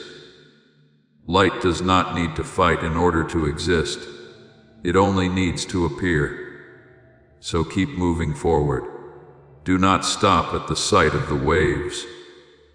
Do not let what you see cause you to forget what you know. You were not built upon what shifts you. Were established upon what cannot be shaken. And what I have placed within, you will not be stolen away. And when you begin to understand that all opposition is not meant to extinguish you, but is a response to what you are becoming, you will step into a new kind of freedom. A freedom that does not come from circumstance, but from awareness. You will no longer fear darkness, because you know the light within you is greater than it. I have never looked at you through the lens of condemnation. I do not stand at a distance measuring you by cold standards. I see beyond the layers of hurt, beyond the seasons when you believed yourself lost. And I behold what still shines within you, the light that has never gone out. As it is written, people look at the outward appearance, but the Lord looks at the heart. 1 Samuel 16:7. You may see fractures, but I see openings through which light can shine more powerfully. What you call brokenness in my hands becomes a place where glory is revealed. You once believed you had to hide the unfinished parts of yourself to strive in order to prove that you were enough. But I do not work in that way. I do not choose those who believe themselves perfect. I choose hearts that are willing to open, as it is written, "My power is made perfect in weakness." 2 Corinthians 12:9. In the places where you feel lacking, I will make you whole. In the places where you once felt shame, I will cause light to rise. I do not need you to conceal. I desire you to be real. Darkness does not fear empty words. It does not tremble before what exists only on the surface, but it trembles before a living soul, a soul that has passed through brokenness and still rises, that has wrestled with doubt, yet still chooses to believe, that has known weakness yet continues to move forward. As it is written, they triumphed over him by the blood of the Lamb and by the word of their testimony. Revelation 12:11. What you carry is not theory. It is living truth. Formed through every moment, I lifted you up again. When you continue to pray without yet seeing the answer, when you still choose to love after being wounded, when you hold on to hope in the midst of dark days, that is, when the light within you burns most brightly, and it is this that makes darkness unable to control you. For true light does not come from perfection. It flows from your connection with me, the source of light that never fades. You carry my image within you, not as a distant idea, but as a living reality. Every time you choose forgiveness instead of resentment, patience instead of haste, every time you stand for what is right, even when no one sees, that is when you reflect me. As it is written, we all are being transformed into his image with ever increasing glory. 2 Corinthians 3:18. That transformation does not happen in a single moment. It unfolds step by step, day by day through quiet choices. I know there are times when you cannot see that light. You see only the storm, the chaos, the unfinished places. But my child, light does not depend on circumstances. It does not require a clear sky to shine. It only requires that it not be denied. As it is written, the one who is in you is greater than the one who is in the world. 1 John 4:4. The light within you is not small. You have simply not yet learned to see it through my eyes. And now, as you begin to release judgment against yourself, as you learn to look back with compassion instead of harshness, you will begin to see what I have always seen.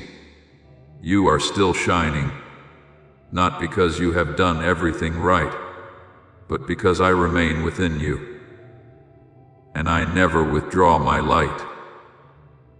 My beloved, look back at all that you have passed through, not with regret, but with a growing understanding.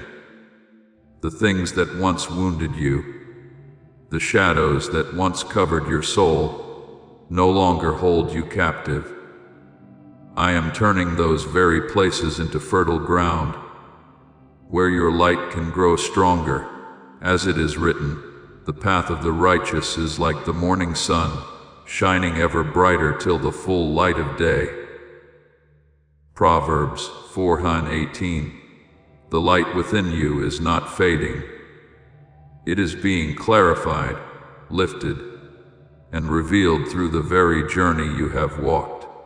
Do not allow the darkness that once touched you to become your definition. It never held that authority. You are not defined by what tried to cover you. You are defined by the light that remains whole and unextinguished. And if you are still standing, still listening, still holding even a fragment of trust, even when you do not yet understand, then that is living proof that the light within you has never gone out. As it is written, a smoldering wick he will not snuff out. Isaiah 42:3. I have not come to judge you for what you have endured. I have come to fan into flame what still burns within you. And as that light within you grows clearer, something deeper begins to unfold. Not from the outside, not from a distant place, but from the innermost part of you. There are things that have always been there, yet were hidden beneath layers of doubt, shame, and the words you once believed about yourself. But now, as you no longer turn away, as you dare to look within with gentleness instead of judgment, what was hidden begins to emerge. As it is written, the kingdom of God is within you. Luke 17:21. What you are seeking is not ahead of you. It is being awakened from within.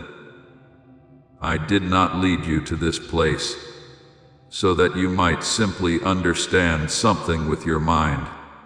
I have brought you here because you are standing at a crossroads where truth is no longer a concept, but becomes life itself. You are about to enter your divine future. Remember that this message does not end with you. People can use your breakthrough to get where they need to go through the link in the description or the pinned comment. Whether by buying a coffee, making a donation, or becoming a member of our Ko-Fi community, you can help this mission. By doing so, you are sowing into the awakening, deliverance, and restoration of souls who are still trapped in darkness. This is not poetry when Jesus says, "Give, and heaven will open over you." Every seed you plant turns into oil for your destiny, fire for your calling, and safety for your family. Now is your time, my child. Have faith, and as you do, watch God multiply what you let go of. What once delayed you, led you in circles, or made you feel lost was not meaningless error. It was a process of refinement.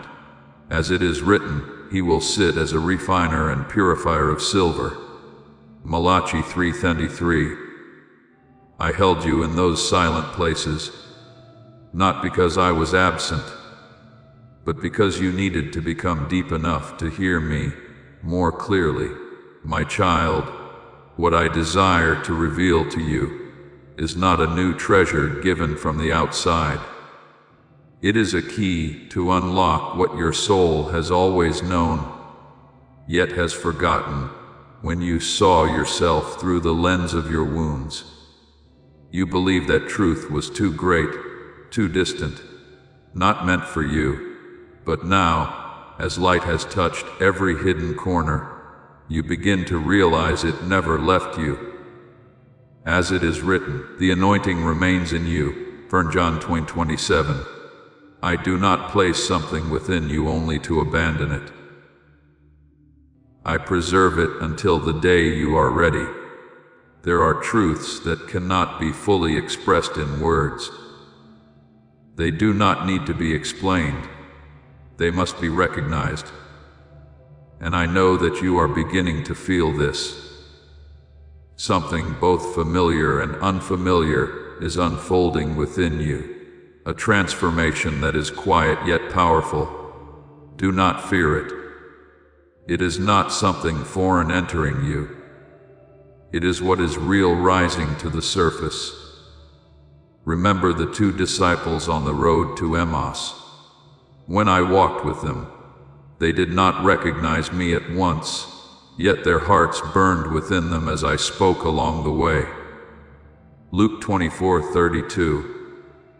They did not understand everything, but they sensed it, and when their eyes were opened, they realized I had been there all along. So it is with you. What you are feeling is not illusion. It is the sign that you are drawing near to true recognition. My beloved, there were times when you heard whispers that weighed heavily upon your heart, telling you that I had forgotten you, that if there were truly a plan, you would not still be standing here in silence. But those voices do not speak truth. I have never turned away from you, and your waiting has never been in vain. As it is written, the Lord longs to be gracious to you. Isaiah 37:18. That waiting is not punishment.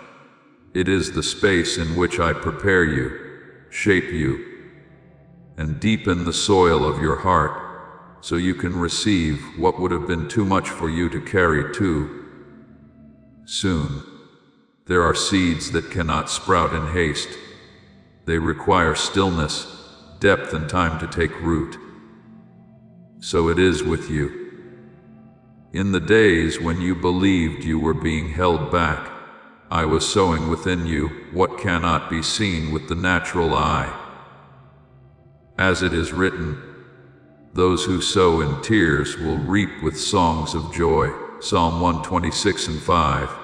Your tears have not fallen to the ground in vain. They have seeped into hidden places, nourishing what will bloom at the appointed time.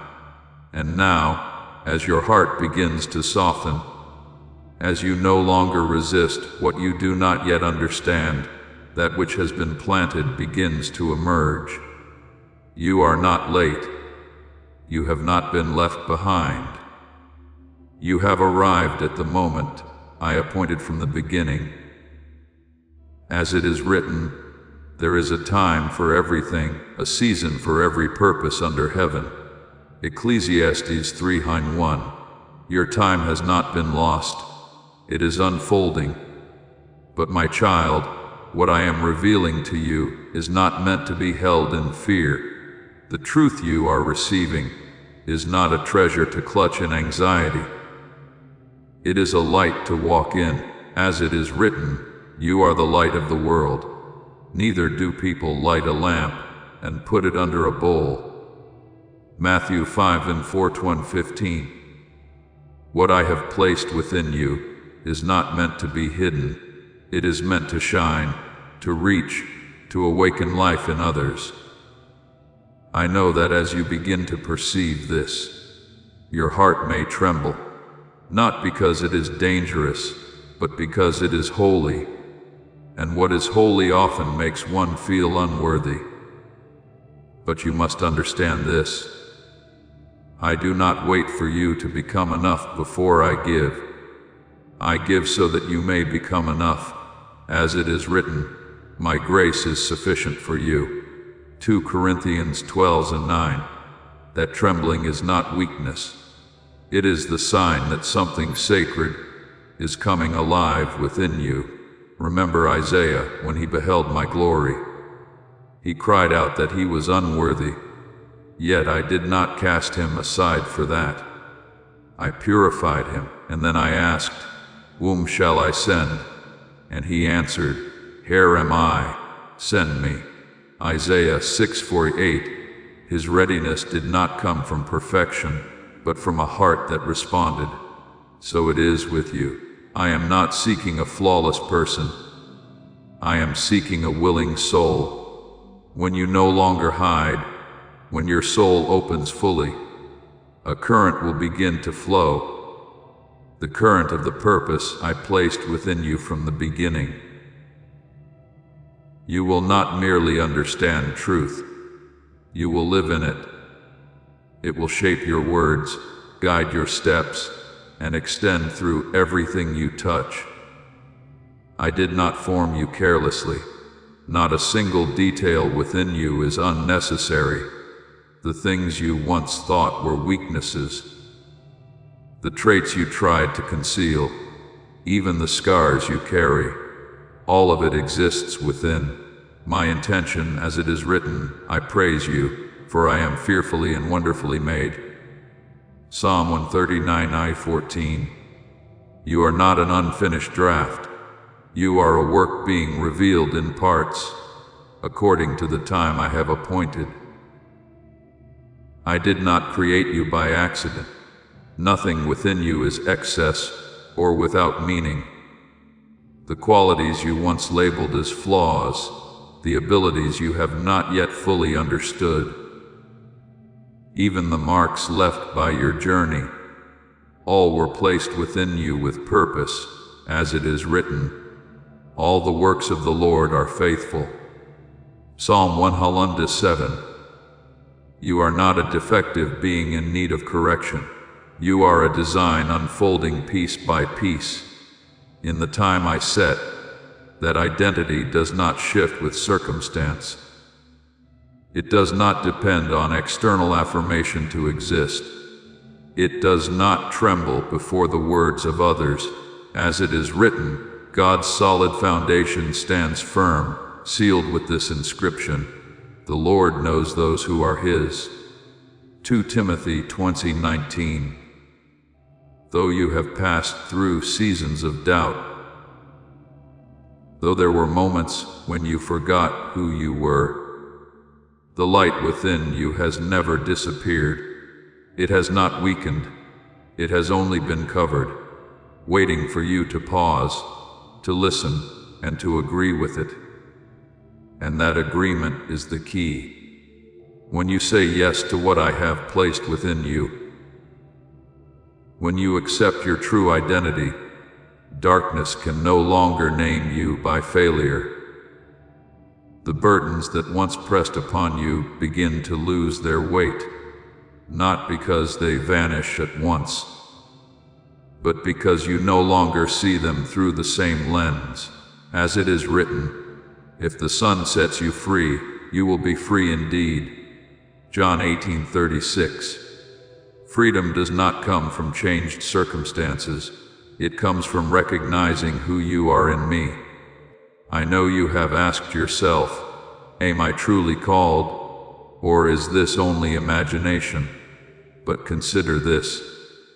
If you carried nothing of significance, darkness would not trouble itself to make you doubt so deeply. If you were not drawing near to truth, you would not feel the pull of voices trying to hold you back. As it is written, the thief comes only to steal and kill and destroy. John 10:110. The doubt you face is not proof that you are wrong. It is a sign that you are approaching what is right. Now you stand at a threshold, not of space, but of awareness. On one side is the person you have been accustomed to being, shaped by old definitions and limitations. On the other side is the person you are truly called to become, the one who carries the identity of light no longer hidden. I do not force you across. I wait for you to choose. As it is written, choose life so that you and your descendants may live. Deuteronomy 30:19. My beloved, I did not create you to be a copy of anyone else, nor did I place you in this world to conform to patterns the world has declared right. You were made to reflect a distinct part of me, a facet that cannot be fully expressed without you. As it is written, there are different kinds of gifts, but the same Spirit to each is given the manifestation of the Spirit for the common good. 1 Corinthians 12:4-2. What you carry is not for comparison. It is for expression. And when I call you chosen, it is not merely a word of affection. It is a commission, a trust I have placed within you from the beginning. I have placed within you not only the breath of life, but also the sound of my own voice, a melody not of this world, yet resonating through every rhythm of your being, whether you have recognized it or not. Your soul has never been silent. It has always moved in harmony with the cadence of heaven. And now, as the layers that once veiled you are being lifted, that resonance will no longer be restrained. As it is written, sing to the Lord a new song. Psalm 96:1. That song is not merely something you sing, it is your life. As you walk in what I have placed within you, you will not be known by the burdens you once carried, but by the life that flows from you after you have passed through them. Not because you never stumbled, but because you rose again. Not because you were without wounds, but because you allowed light to pass through them. As it is written, we are hard pressed on every side, but not crushed, struck down, but not destroyed. 2 Corinthians 4:8-9. This is what forms your testimony, a testimony that cannot be denied. Your name is not what the world has called you. It is not defined by misunderstandings, by being overlooked, or by places where you were wrongly positioned. Your name has been written in light, spoken in life, and preserved by grace that never runs dry. As it is written, to the one who is victorious, I will give a new name. Revelation 20:17. Your true identity does not tremble before circumstance. It stands firm in what I have spoken. You have been misunderstood, placed in spaces that did not belong to you. And at times you have felt like a misplaced fragment within the larger picture of life. But my child, that is not the conclusion. It is only the opening of something deeper. You were not brought here merely to understand yourself as an idea, but to fully live what has been inscribed in your soul from the beginning, when truth begins to flow within you like a quiet yet unstoppable stream. When light is no longer resisted, your journey does not end at standing firm. It moves into walking, not as one who has merely escaped darkness, but as one who carries light that causes darkness to retreat. I am not calling you to struggle in fear, but to carry a light that cannot be imitated. That light does not come from your own strength, nor is it the result of striving to prove yourself. It is born from the places where you were once crushed, but not destroyed. From the places you thought were endings, but I transformed into beginnings. As it is written, we have this treasure in jars of clay to show that this all-surpassing power is from God. 2 Corinthians 4:7. Your fragility itself becomes the place where my power is revealed. One who illuminates does not need to shout to be heard. They do not need to prove themselves to be believed. They simply walk and their presence speaks. When they enter, darkness recognizes them, not because of noise, but because of essence. As it is written, you are the light of the world. A city set on a hill cannot be hidden. Matthew 5:14. True light cannot remain concealed forever. And my child, I am speaking of you. You are not one who stands aside to observe. You are one I have formed, restored, and now am sending forth. Darkness is not intimidated by outer layers. It is not shaken by what is artificial, but it trembles before a soul that has passed through suffering and still chooses to love, that has been pressed down yet still rises, that has been doubted yet still believes. As it is written, the light shines in the darkness, and the darkness has not overcome it. John 1:5. What you carry is not theory. It is life, and that life cannot be extinguished. You once thought that surviving was enough, that getting through one more day was enough. But my child, that season has passed. You are no longer in a place of mere endurance. You are stepping into a place of influence. As it is written, blessed are those who mourn, for they will be comforted. Matthew 5:4. What I have done within you does not end with your healing. It flows outward to touch others. What you have gone through has not been wasted. It becomes a language through which you speak to souls still lost in the very places you once stood. Remember the woman at the well. She did not have a perfect past, nor a position of recognition. Yet after encountering me, she did not keep what she received to herself. She ran, and through her testimony alone, an entire town was stirred. John 4:28-30. So it is with you, not because you have never fallen, but because you have been touched. And that encounter carries the power to transform. I see you. The light that was once hidden is now rising without apology.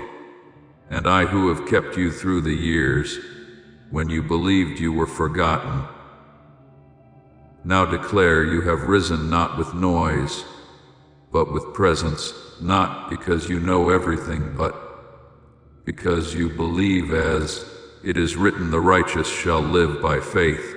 Romans 1:10-17. Your faith is not merely words, it is movement. You are no longer at the beginning. You are standing at the threshold of a new season, a season not meant for retreat or hiding. This is the time to stand firm and shine without apology. As it is written, be strong and courageous. Joshua 1:9. Not because fear has vanished, but because you know who is with you. My beloved, understand this. The souls around you will not be lifted by words alone, but by your very presence. A presence that has walked through darkness without being consumed, that has been tested without being lost. When they see you, they will not see perfection, but something deeper. They will recognize that the light within you is the same light that has been waiting for them. As it is written, let your light shine before others that they may see your good deeds. Matthew 5:16. You do not need to convince anyone. Simply live in that light and it will do the rest. So go forward not in pride, but with a steady conviction that you know the one who has called you. Speak what I have placed within you without adding, without diminishing, without hiding. Love without shrinking back in fear of being hurt. Carry that light, the light once buried, but never extinguished, into every place your feet touch. As it is written, the Lord is my light and my salvation. Whom shall I fear? Psalm 27:1. As you walk in that light, you do not live for yourself alone. You become a sign to others that they too are called, chosen, and able to rise. I see clearly the movement within you right now. It is not a loud storm, but a quiet breaking. The final shell is splitting so that what is truly alive can emerge. You may not understand why your tears fall, while your heart tightens with a recognition you cannot name. But I know, for I am the one who placed that calling within you from the beginning. As it is written, many are the plans in a person's heart, but it is the Lord's purpose that prevails. Proverbs 19:21. What you are feeling is not random. It is truth awakening. You were not created to live halfway, to exist in the shadow of others. I did not breathe life into you so that you would live a dim and muted existence. I chose you not because I lack others, but because no one else can carry the portion of light I have uniquely placed within you. As it is written, we are his workmanship. Ephesians 2:10. You are not a copy. You are a singular being formed with intentional purpose. There were times you believed yourself too small, too ordinary, too easily overlooked in a vast world. Yet the very place you called ordinary concealed something extraordinary. Not because you created it, but because I placed it there. And when you begin to see yourself through my eyes, you will recognize what you have never seen before. You have never been overlooked. As it is written, the stone the builders rejected has become the cornerstone. Psalm 118:22. You once waited for someone to come and call you by your true name, to affirm that your life held meaning. But now I am doing that not because you have reached a certain standard, but because the time has come. You remained when you could have left, you listened when you could have turned away. And that is what has opened the door. As it is written, those who seek will find. Matthew 7:8. You have sought and now you are receiving. My beloved, you do not need to strive to become worthy before me. I have never placed upon you a standard you must chase in order to be accepted. Your value is not built by effort. It is established by the word I have spoken over you. As it is written, I have loved you with an everlasting love. Jeremiah 31:3. If my word is enough to create the heavens and the earth, then it is enough to affirm you without any need for the approval of the world. When you stop running from yourself, when you no longer seek validation from the outside, something begins to shift. The things that once hindered you begin to lose their weight, not because you have become stronger, but because you are now standing in the place that is truly yours. As it is written, stand firm and you will see the deliverance of the Lord. Exodus 14:13. The boldness within you does not need to shout to prove itself. The gentleness within you does not make you weak. That authentic presence is a strength that nothing artificial can imitate. There will come a day when you look back and realize that was the moment you truly began to live. No longer shaped by the expectations of others, no longer confined by old definitions. As it is written, if anyone is in Christ, the new creation has come. 2 Corinthians 5:17. You are no longer standing behind.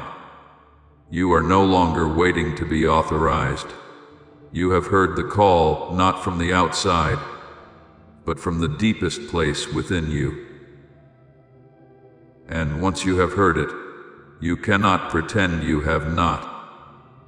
You do not need to understand everything in order to become a source of light. You only need to live truthfully with the light I have placed within you. When you live from that reality, you will guide others naturally, not through effort, but through the life that flows through you. As it is written, rivers of living water will flow from within them. John 7:38. You do not need to force influence, it will flow. I see doors beginning to open before you, not because you have tried harder, but because you now carry the right key, the key of your true identity. As it is written, I have set before you an open door, which no one is able to shut. Revelation 3:28. When you walk where I lead, you do not need to force your way in. You simply step through. Your presence will begin to change the places you enter, not through pressure, but through light. You carry fire, but not a fire that destroys. It is a fire that warms, restores, and revives what seemed extinguished. As it is written, He heals the brokenhearted. Psalm 147:3. And I will do this through you. You do not need to proclaim that you are chosen. The way you live will speak for you. When you love without fear, when you forgive without holding back, when you remain kind in a harsh world, that is when you reflect me. As it is written, by this everyone will know that you are my disciples, if you love one another. John 13:35. My beloved, those who are watching you are not waiting for perfection. They do not need a flawless life. What they long for is something real. A person who has been broken, who has doubted, who has stumbled, and yet still chooses the light. As it is written, we have this treasure in jars of clay. 2 Corinthians 4:7. Your fragility is what makes the truth within you visible. And in the places where you were weakest, I held you so that you would not be destroyed. Your influence does not come from what you have accumulated in knowledge, nor from how well you can speak. It comes from who you are. When you are no longer afraid to be yourself, when you stop hiding, when you stop trying to become a different version of yourself, just to be accepted, what I have placed within you begins to flow. As it is written, the truth will set you free. John 18:32. That freedom is not something you learn, it is something you live, so continue forward. Do not shrink yourself to make others comfortable. But do not try to stand out through noise either. You were not created to be small. Yet you do not need to display yourself to prove your worth. Live from the deepest place within you, the place where you know you are held by me. As it is written, be strong and courageous, for the Lord your God will be with you wherever you go. Joshua 1:9. When you know you are not alone, you will walk differently. One who illuminates is not one who feels no fear. They still sense fear, but they do not allow it to define them. They do not need to fight darkness with their own strength. Please know that every seed you plant in this mission will grow into a torch that shines in someone else's darkness. Giving to this work through the link in the description or the pinned comment, whether by buying a coffee, making a donation, or becoming a member of our Ko-Fi community, does not go to a channel. Your actions are supporting a divine mission to save lost souls. Heaven moves through willing voices, but it grows through hearts that are kind. This is what I say over you now.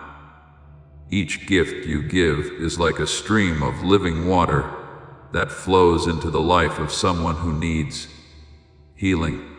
Give, and it will be given to you, is not just a verse for Jesus. It is a living promise that shapes your future. Allow me to invite you now with a simple act of faith. Come into this moment with purpose, with honesty, and with hope.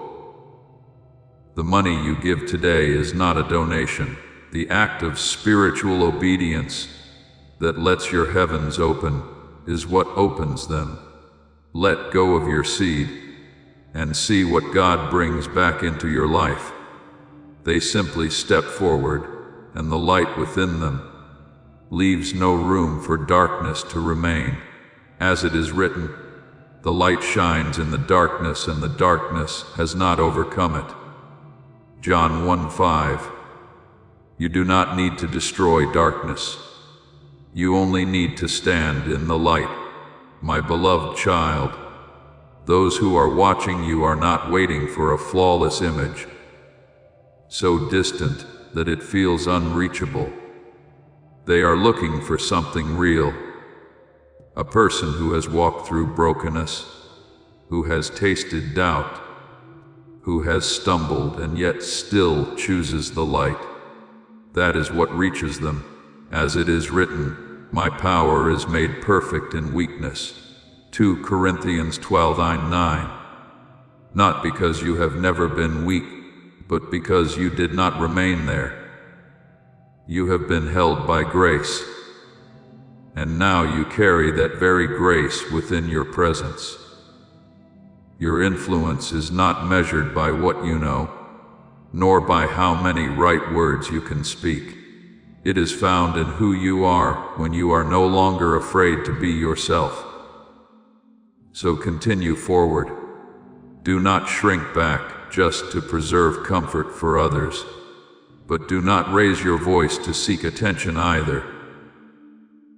You were not created to be small, yet you do not need noise to confirm your worth. Live from the deepest place within you, the place where truth has touched you and remained. As it is written, be still and know that I am God, Psalm 46:9-10. It is within that stillness that true strength is formed. One who illuminates is not one who feels no fear. They still experience fear, but they do not allow it to define them. They do not strive to fight darkness by their own strength. They step forward, and the light within them changes everything. As it is written, the light shines in the darkness, and the darkness has not overcome it. John 1:5. You do not need to fight to become light. You already are light when you live truthfully with what I have placed within you. I know the journey you have walked, the long silences, the unseen days, the nights when you were alone with your own thoughts. But it was there that I taught you, formed you, and held you when you thought you could not endure. As it is written, He guides me in paths of righteousness, Psalm 23:3. You were not forgotten in your solitude. You are being shaped within it. I did not lead you through all of this for you to hold the revelation as something private. I led you through it so that you would live in its light. As it is written, whoever follows me will never walk in darkness, but will have the light of life. John 8:12. That light is not for you to store. It is for you to walk in. The time you are in now is no longer a time for hesitation. It is not a time to turn back and question whether you are enough. The veil between what you know within and what you live outwardly is growing thin, not to make you afraid, but to invite you forward. As it is written, I have set before you an open door. Revelation 3:8. And you are not called to stand before that door. You are called to walk through it. I am not calling you to hide your light beneath hesitation. I am calling you to step forward, not with noise, but with clarity, not with display, but with undeniable presence. As it is written, neither do people light a lamp and put it under a bowl. Matthew 5:15. Your light is not meant to be concealed. It is meant to shine. I do not require you to be perfect before you act. I do not wait for you to reach an ideal state before I send you. What I seek is a willing heart. As it is written, "Here am I, send me." Isaiah 68. When you open yourself in that way, your voice will no longer be the guarded voice of reason, but the sound that rises from a heart refined, a heart that has learned to listen to me in stillness. I see the fire within you. I have seen you carry it through long stretches where no one noticed. But now that light is no longer meant only to warm you. It is given to illuminate those who have fallen, those who wander in the same uncertainty you once knew. As it is written, "Comfort others with the comfort you yourselves have received from God." 2 Corinthians 1:4. What you have received does not end with you. It flows through you. Do not step back when truth begins to feel heavy. It is not a burden. It is glory seeking to be revealed. As it is written, our light and momentary troubles are achieving for us an eternal glory. 2 Corinthians 4:17. What you carry is not a weight meant to press you down. It is the weight of meaning. You are not alone in this journey. I do not place everything upon you and then stand at a distance. I am with you in every step. Yet you have your part, and it is more significant than you realize. A whispered prayer, a quiet act of love, a word spoken at the right moment, a touch filled with compassion. As it is written, whoever is faithful in very little is also faithful in much. Luke 16:10. Nothing is small when it is done in the light. What you do, even when you do not see immediate results, still reaches souls you have never met. And those small rays of light, when gathered together, begin to dissolve the darkness. As it is written, the light shines in the darkness. John 1:5. Light does not need to be great to begin. It only needs to be turned on. So do not let fear extinguish what I have placed within you. Do not wait until you feel ready before you move. Do not think you need something more from the outside to be worthy of speaking what I have sown within you. As it is written, God chose the weak things of the world to shame the strong. 1 Corinthians 1:27. Your authenticity, unpolished, unpretending, is enough. Let that light go forth. Do not keep it hidden in familiar safety. Let your life become a living answer, one that needs no explanation, yet cannot be denied. As it is written, walk in the light. 1 John 1:7. When you walk, you do not merely carry light, you make a way. You are taking part in this sacred work, not through pressure, but through love. And that is the only way I move, for through you, others will hear me. Through you, they will recognize that the light has never gone out. And through you, what was once hidden will be revealed like a flash of lightning, tearing through the night. So, my beloved, go not to prove anything, not to become great in the way the world defines it, but to live in alignment with what I have placed within you. And as you live in that way, you will come to see I am speaking to the world through you.